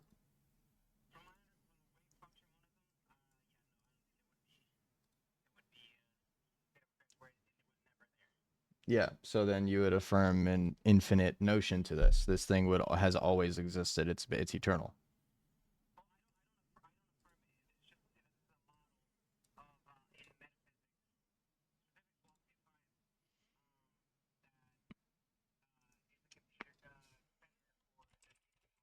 Yeah. So it's a competitor for the theistic model. You said.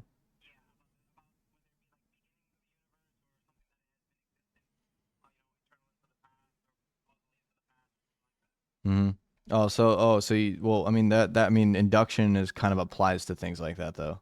So like saying that like for example, when you say that like an inductive argument would be implying that the sun's gonna rise tomorrow.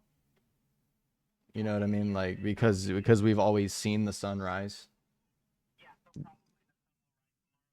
Yeah, but wouldn't you say that with that kind of logic though that you can then say, well, because it's always risen since we've been here, that therefore the sun's always risen at all times?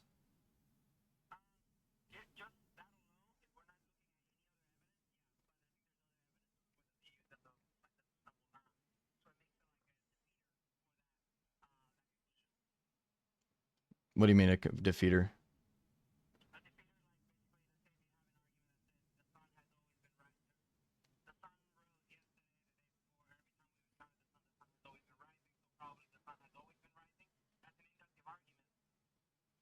Yes.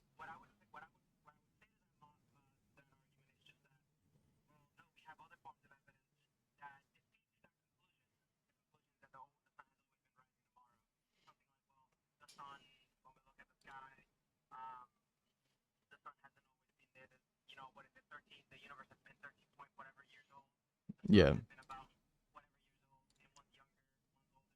Well, I mean that's also a whole nother thing as well because I mean like in terms of like determining the age of the universe is also, if you didn't know this, a presupposition. So like in terms of like the way that they determined how things like radiometric dating works and stuff like that, they had to presuppose an age to actually determine the fact that something like, so for example, when they actually measure things that are in space, they use uranium lead dating. And with uranium lead dating, the main way that they do that is they already have to presuppose that the age of the universe is very old by default, because we've never actually what do you call it, empirically seen uranium become lead, right?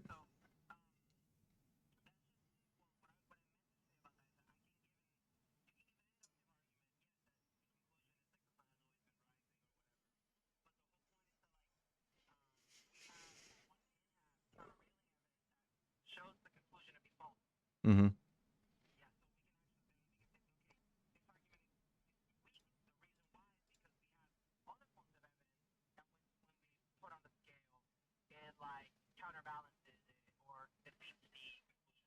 Yeah.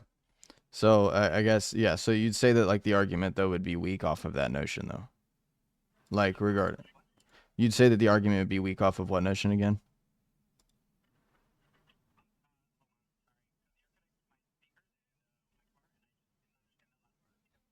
Mm-hmm. Yeah, yeah. So like what part of the argument, like what argument would be considered weak off of that notion again? I didn't hear that part.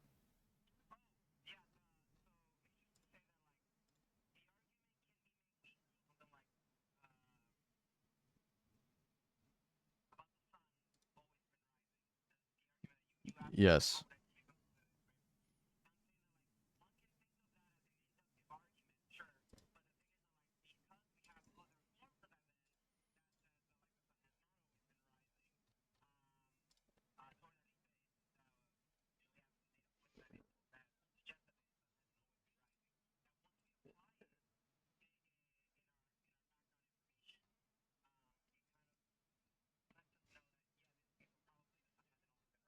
Yeah.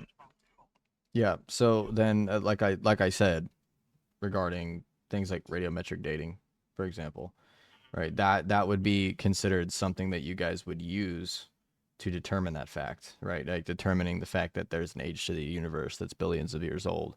And so off of that, you would say that you're applying. So if I'm getting this right, you'd be applying the empirical presupposition that that is good enough to fix your philosophical stance.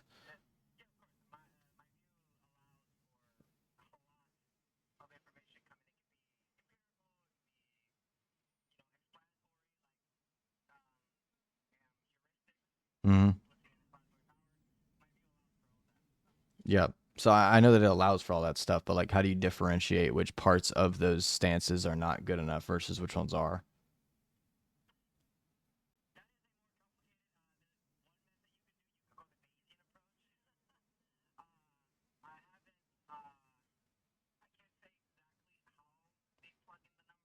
Mm.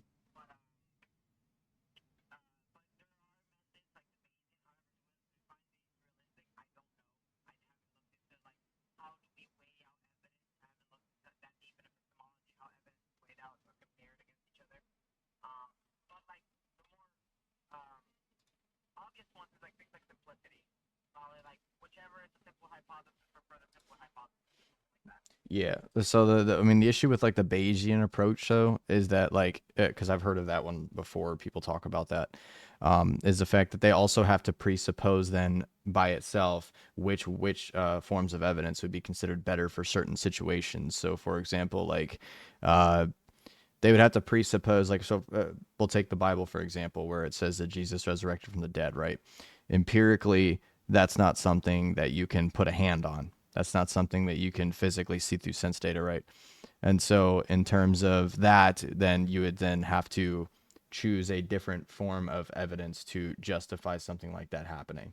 And so with that though, I understand that, but I'm saying like the overall, just like the generic sense of what I'm talking about, is that like things have to be weighed to form philosophical stances, not holding a specific notion towards like specific things that we've been talking about this whole time, like saying like I'm just agnostic on this thing, I'm agnostic on this thing, I'm agnostic on this thing, I don't know about this thing or this thing, right? So like in that notion though, wouldn't you say that that would be kind of not crippling, but like kind of damaging to you even being able to find out if there's a true stance that exists in the first place? But because yeah, I know, but like something like finite infinite universe, when you said you're agnostic on whether either of them are true or not, right? So like that right there will automatically stop you from even thinking that God could exist or not exist just off of that notion, because you don't have a stance on whether either of those things could be true in the first place. And so when you hold an agnostic notion like that, you then have to choose the type of evidence you would use to suggest the way to judge whether the universe would be finite or infinite. Right. And so, but then at that point, then going to the Bayesian thing, like you were talking about, how do you know which form of evidence would be good enough to justify something like that?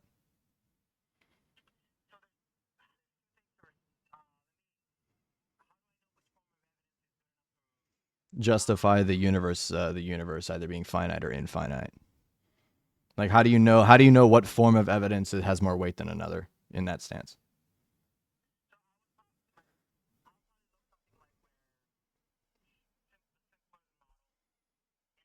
Occam's razor. I mean, wouldn't you if I mean if you're gonna kind of go through Occam's razor, wouldn't you just kind of consider that God is real? Because like when you think about the simpli I mean, I'd consider it the simplest hypothesis, because if I just say that there's something that's uncreated that made the created order, I mean that's a very simple argument.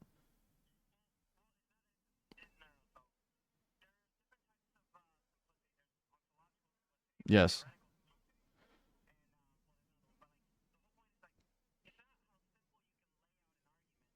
Mm-hmm.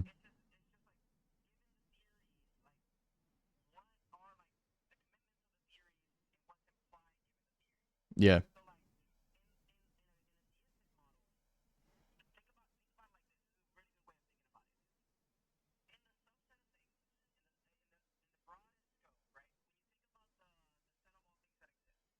Yep.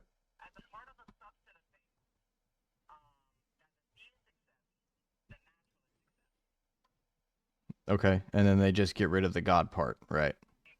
Yes. No, yeah, but I would say that it honestly makes it more complicated, because in the naturalist perspective, they're basically just getting rid of the epistemic grounding and then considering it arbitrary by doing that. Because like in terms, because they would have to justify something. Yeah, I know, which is where it becomes an epistemic talk. So like in terms of like something like naturalism, right? We then have to get down to like what how naturalism justifies any absolute truths at all, right? In that sense, and that it because I mean in our form of like stance that we would hold, right, is the fact that um God existed, like us saying like, so I don't usually do tag, but like the way that people do tag in that type of argument is that they would say that like God is a necessary precondition for things like logic, reasoning, ethics in general, and things like that. Yeah, yeah.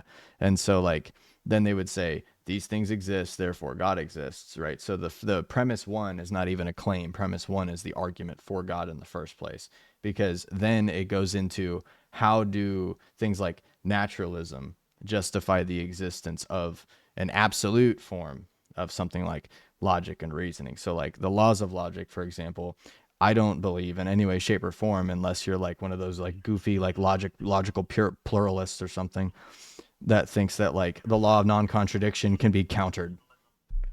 Yeah, like if you think that the laws of non-contradiction can be countered. So, like for example, if you use something like fuzzy logic, it still doesn't necessitate that. Therefore, the law of non-contradiction isn't true. You know what I mean?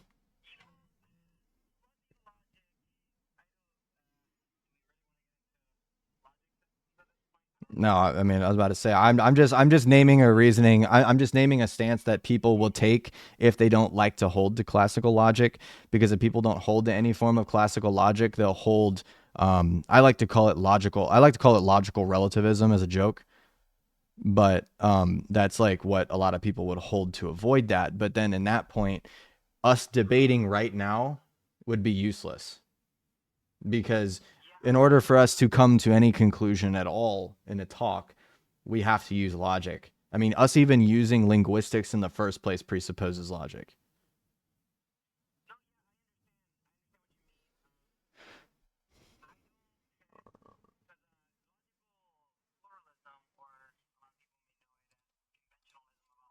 Mm-hmm.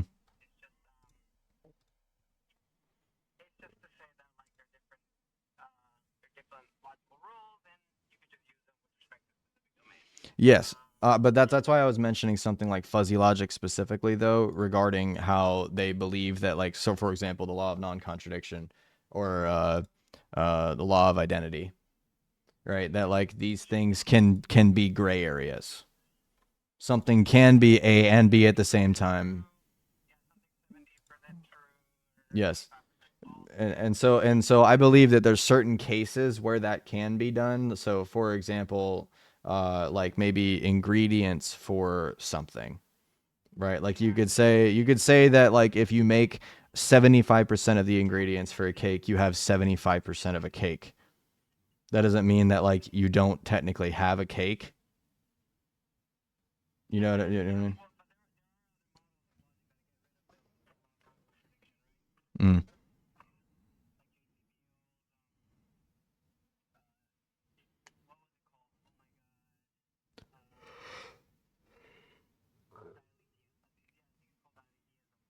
mm-hmm.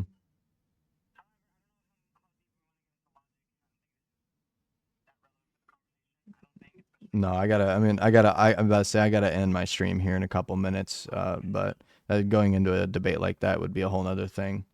But just to kind of conclude, I would say, just like based off of like your current stances, like I said, it kind of seemed like you hold to like a moral relativistic perspective on the moral side, with kind of more, with basically implying more indexing as like a personal thing rather than an absolute, right?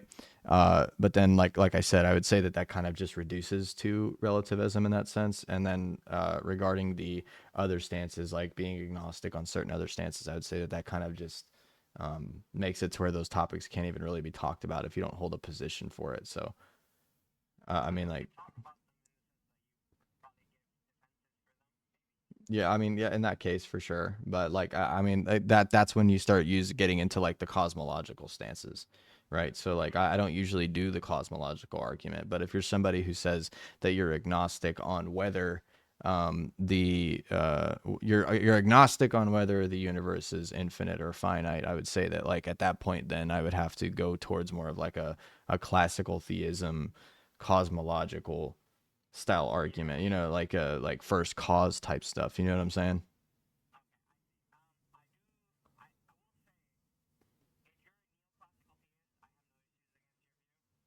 Hmm.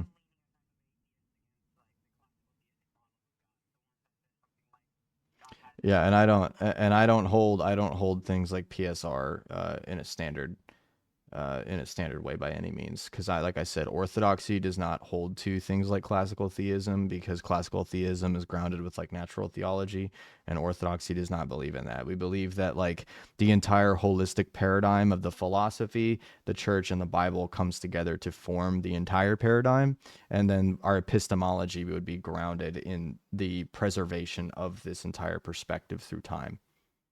And so like that would be considered its own epistemology by that. And so the classical theistic worldview is the entire like PSR, cosmological, teleological argument, contingency, necessity, things like that, right?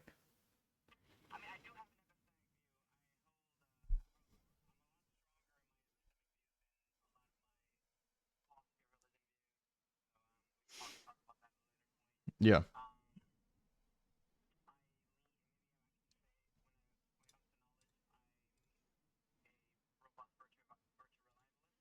Mm-hmm.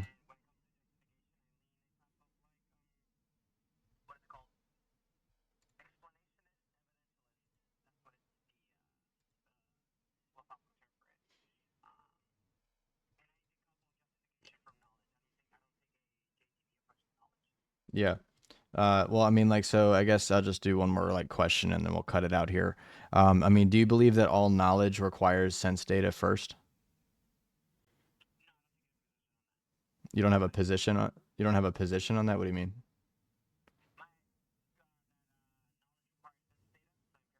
Mm-hmm. So if you didn't know this, like I don't know if you could tell by the way I've been arguing, but I hold pretty strictly to Immanuel Kant in terms of that, right? And so like I believe that like the limits of human reason is one of the biggest flaws within our capabilities, right? And so in terms of like basically deducing things like essentialism, sorry, what do you say again? Essentialism, evidentialism. Is that what you said?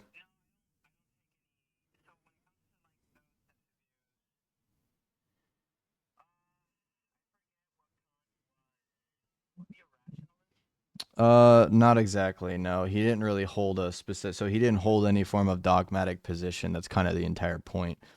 Is that he basically is that his entire philosophy hinged on the difference between the noumena and the phenomena, right? And that basically that everything that we experience, so including things like induction, would still be considered an experience. You're still perceiving and experiencing something. You still have an intuition towards something, and so that entire notion, you're not actually grounding the thing that is just off of that.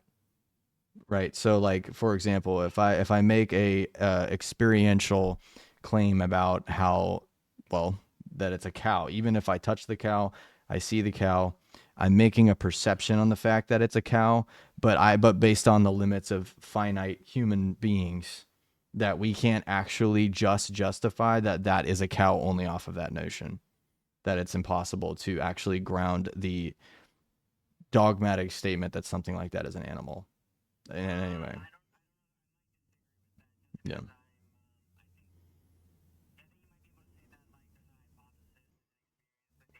Hmm.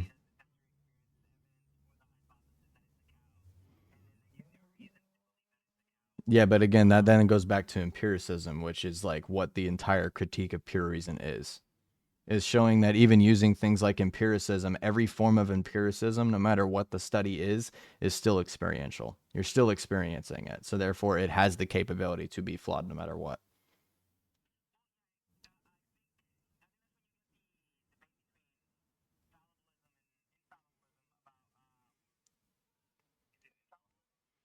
Yeah,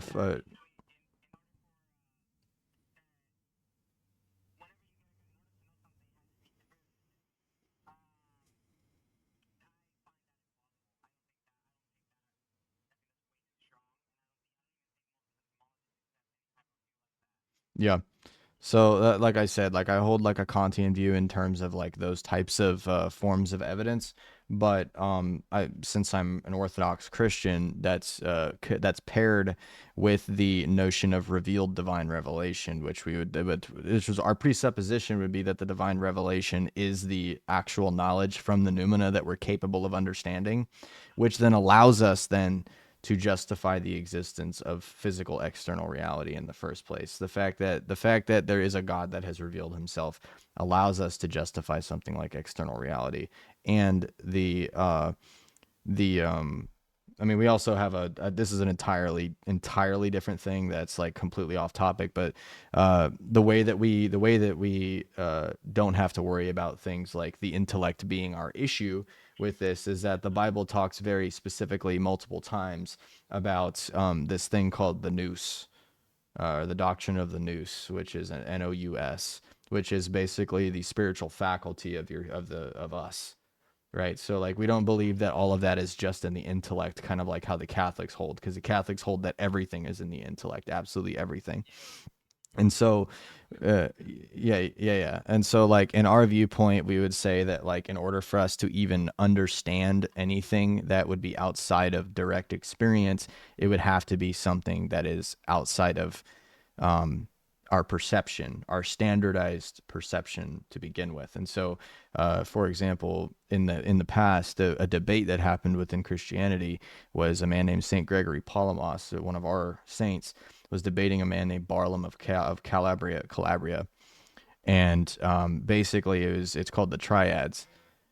Where he was basically defending these people called the Hesychasts, and the hesychasts were basically these monks who lived away in caves, and they prayed all day and didn't do anything except for pray and read and sing. And that's their whole life. That's all they do.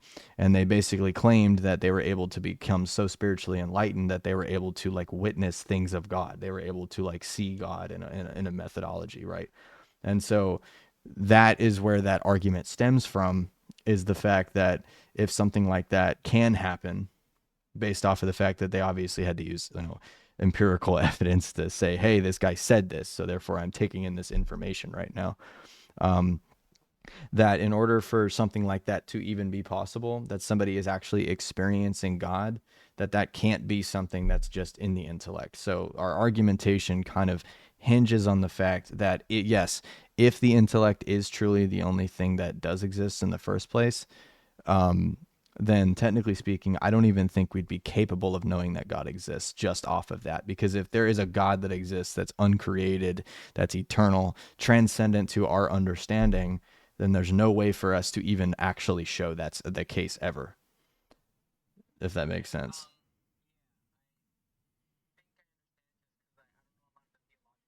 Yeah. No, you're fine.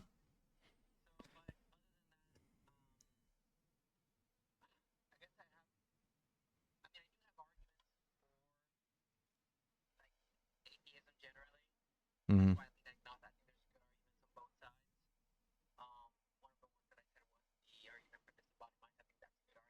Yeah. But I mean, did you understand the critique that I gave regarding it though?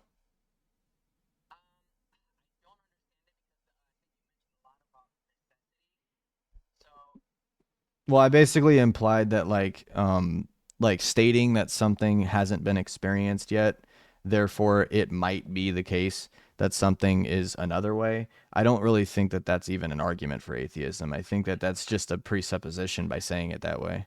It wouldn't be it wouldn't be considered evidence though, because like if something just hasn't been experienced yet, that doesn't mean that something isn't the case automatically.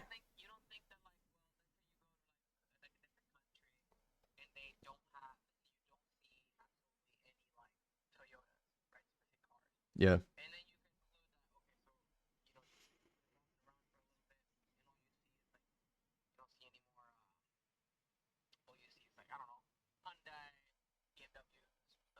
Yeah, you'd come to the conclusion that Toyotas don't exist.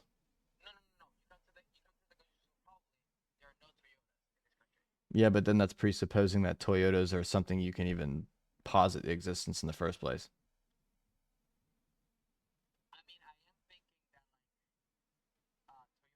Because think of it like this, like you said, you can presuppose, not presuppose, but you could think that probably there are no Toyotas that exist because you haven't seen any Toyotas, right? But then even just, yeah, of course, but the fact that you're even able to state in the first place that the Toyota is a thing, like that would already kind of destroy that notion, because you have the ability to perceive the fact that there is a Toyota of some kind, that a Toyota is a thing.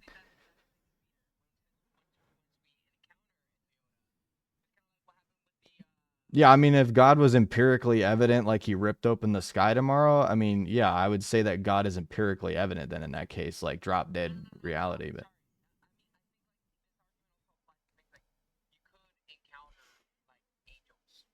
yeah,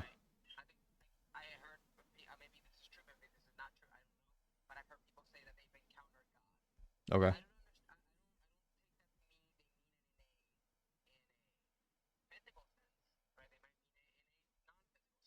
Yeah.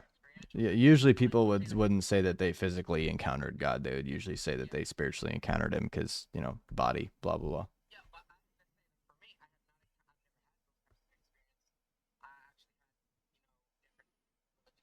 Yeah. Yeah.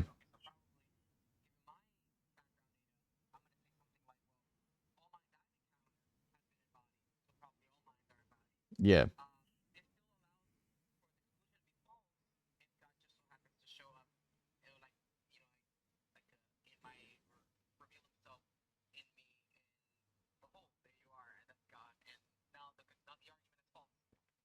Yes.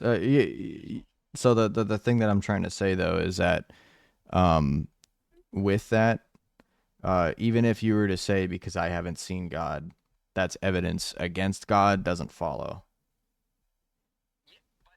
Because what? Because if somebody, I know, but if somebody says that they have seen God, right? Like, would you say that that's evidence for God then objectively?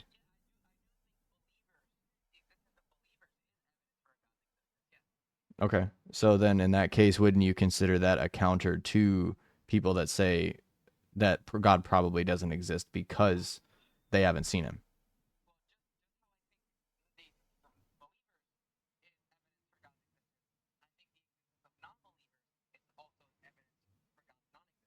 Mm-hmm.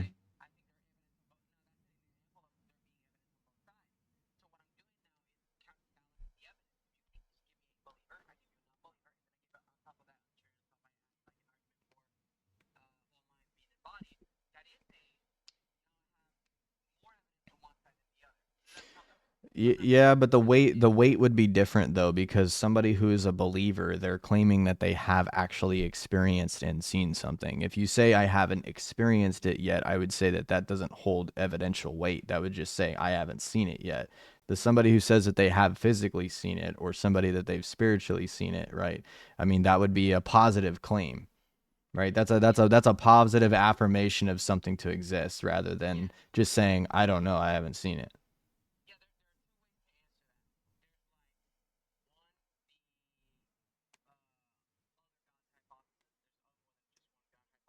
Mm-hmm. Well, that about to say that's a whole nother topic because polytheism has its own philosophical issues. But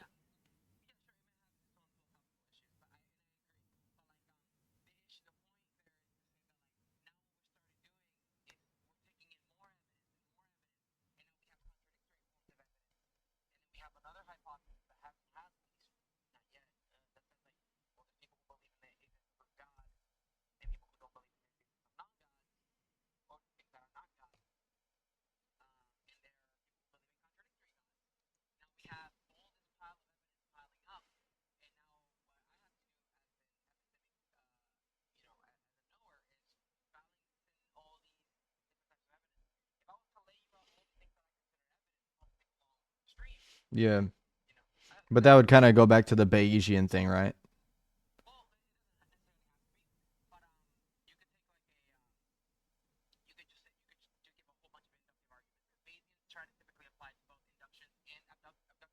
Yeah,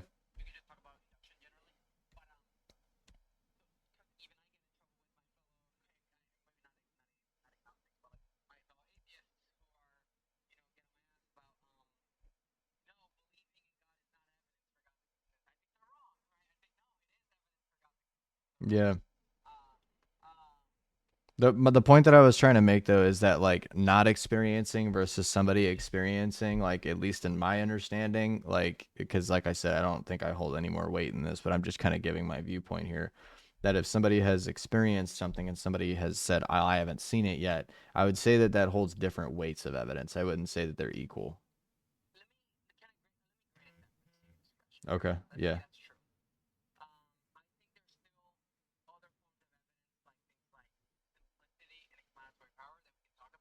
Yeah. Well, I mean, like I mean, if you say something like simplicity, I mean, I would kind of argue more for like an irreducible complexity in terms of like everything. Well, I mean, in a way, yeah. Like if you're implying like explanatory power to like simplis, like to basically be able to Because you're saying something like simplicity. Tell me if I'm wrong here. You're kind of claiming that like anything can kind of be reduced down to its base state. So like so far.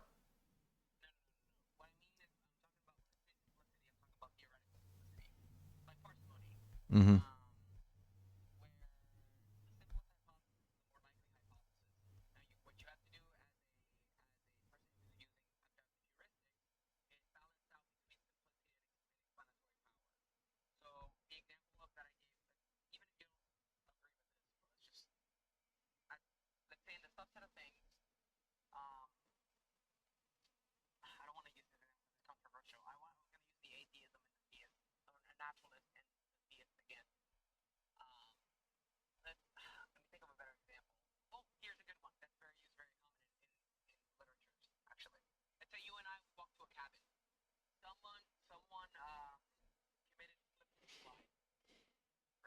Yep.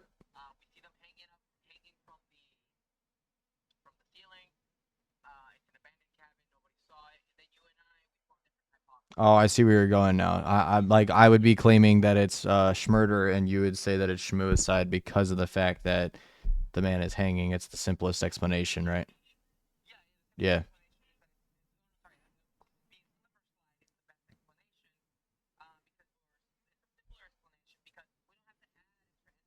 Yeah.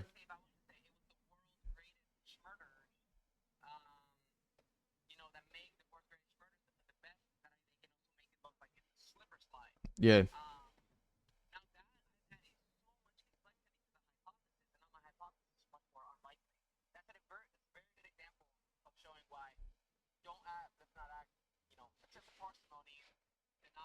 Yeah, Kant actually talks about that a little bit in his critique of pure reason. Hilariously enough, he actually talks about how like even implying in the first place that something is more complex than another solely because of the fact that something is more explanatory than another doesn't give it more weight towards its actual ability to be true though. So it would be so like for example, when somebody says something is a schmuicide versus a schmurder, they still have to actually gather enough evidence to justify that it is a schmuicide, not just like that they won't just immediately rule out schmurder immediately. They have to at least still look at it that to in a neutral sense, right?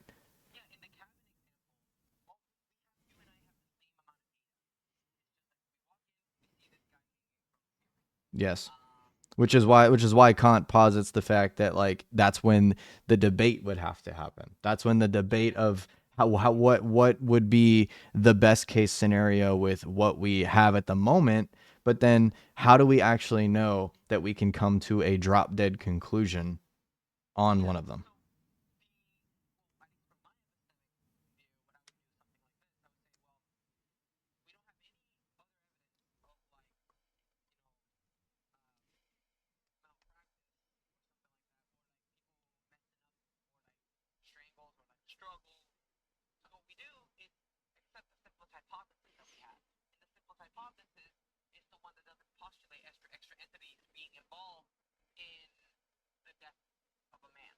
Mm-hmm.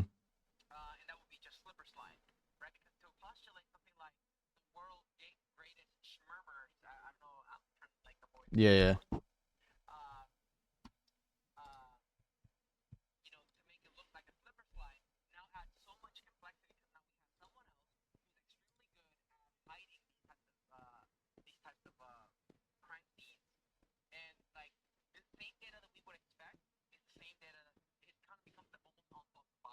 Yep. We're yeah, yeah. So again, like what I was trying to get at, what's up? Okay. So like the way no, no, you're fine. I'll just make this last thing and then I'll probably cut it. So like with the way that Kant posits this though is he's basically saying that even if something would be more complex than the regular answer, you have to still make a presupposition that the simplest answer makes more sense to you. That's the entire thing that he's trying to make. So like even if so because here's the thing. What if the other person thinks that it makes more sense that the schmurder happened rather than the schmuicide? What if he thinks that it makes more sense off of what he sees?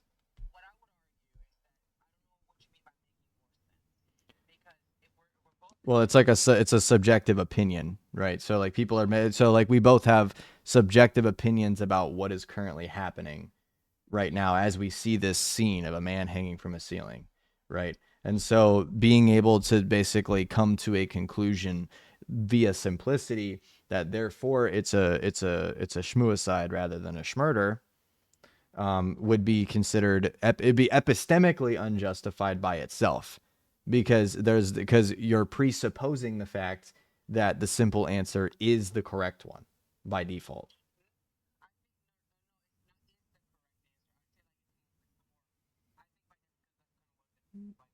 Yeah.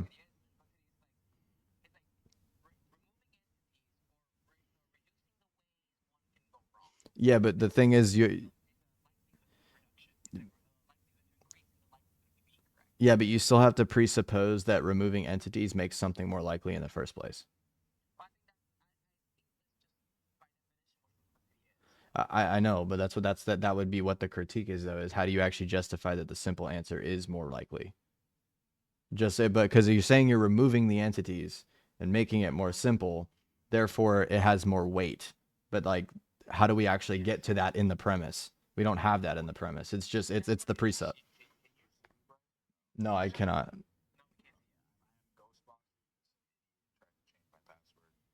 Whoa. Yeah. Yeah. We'll probably leave it here. You're more than welcome to come back at any time, though, man. I like having these conversations. Go ahead, Pope.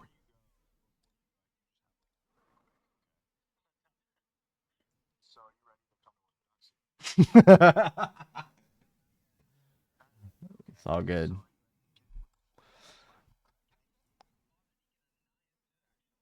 Really? Yeah.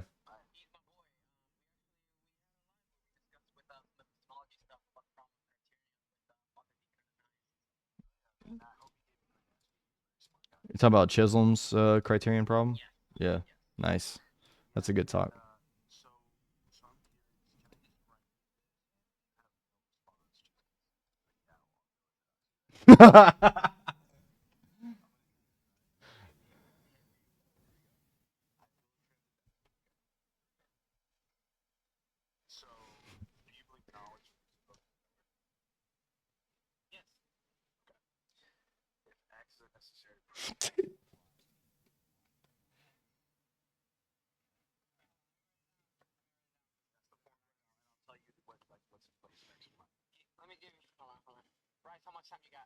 Oh, you're good. You're good. This argument won't take long. I know what he's doing. So yes, it is. That's how I know it's not. That's all right. That's how I know it's not gonna take very long. Go ahead.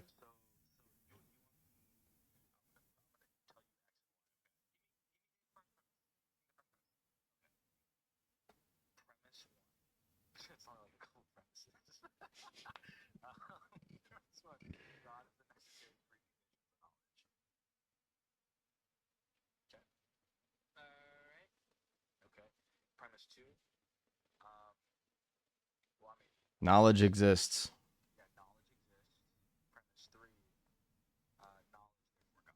That'd be conclusion. Oi, oi, oi.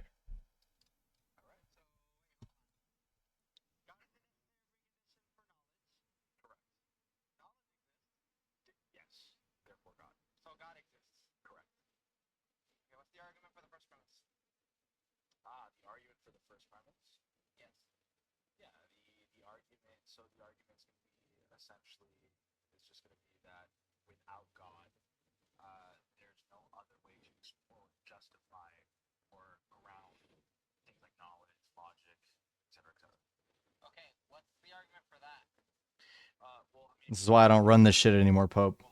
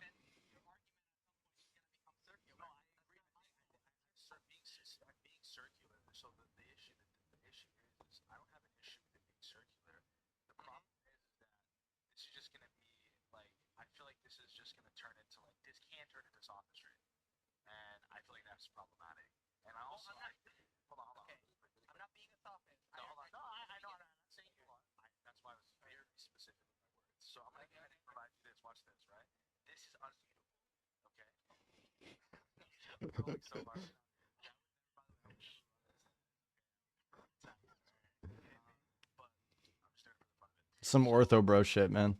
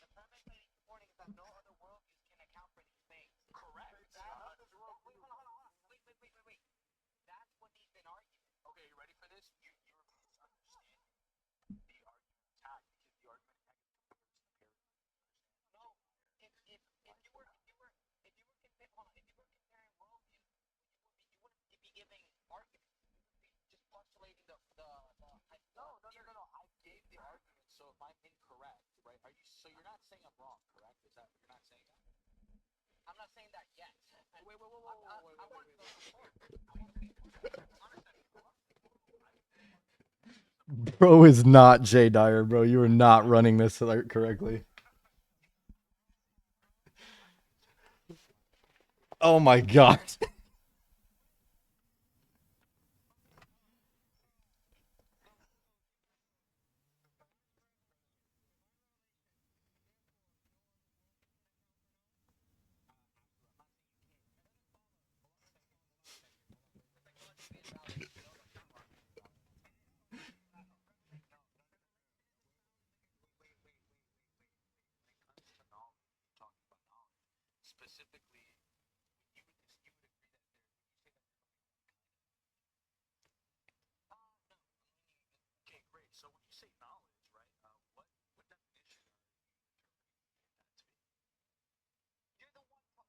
No, he's asking, do you follow, like, he's asking if you follow the notion of believing that the word knowledge means justified true belief or not.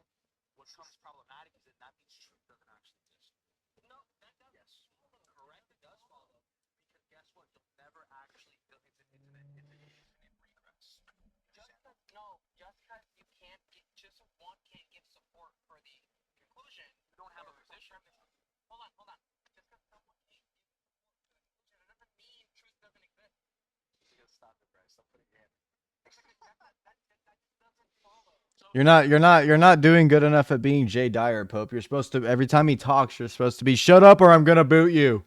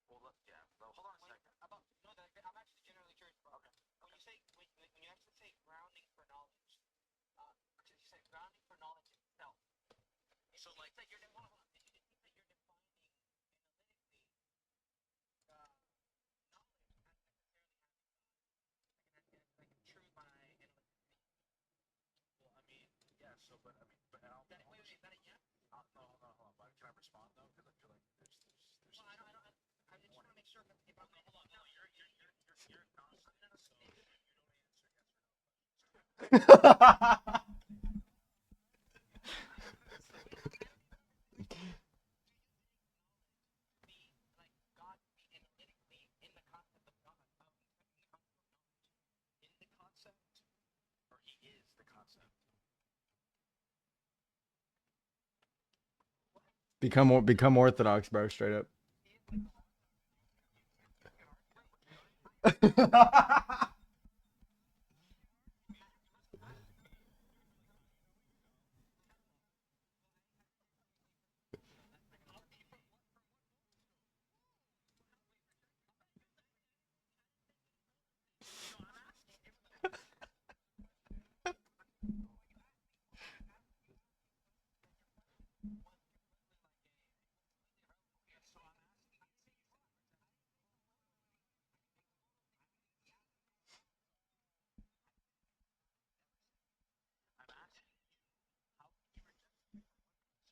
All right.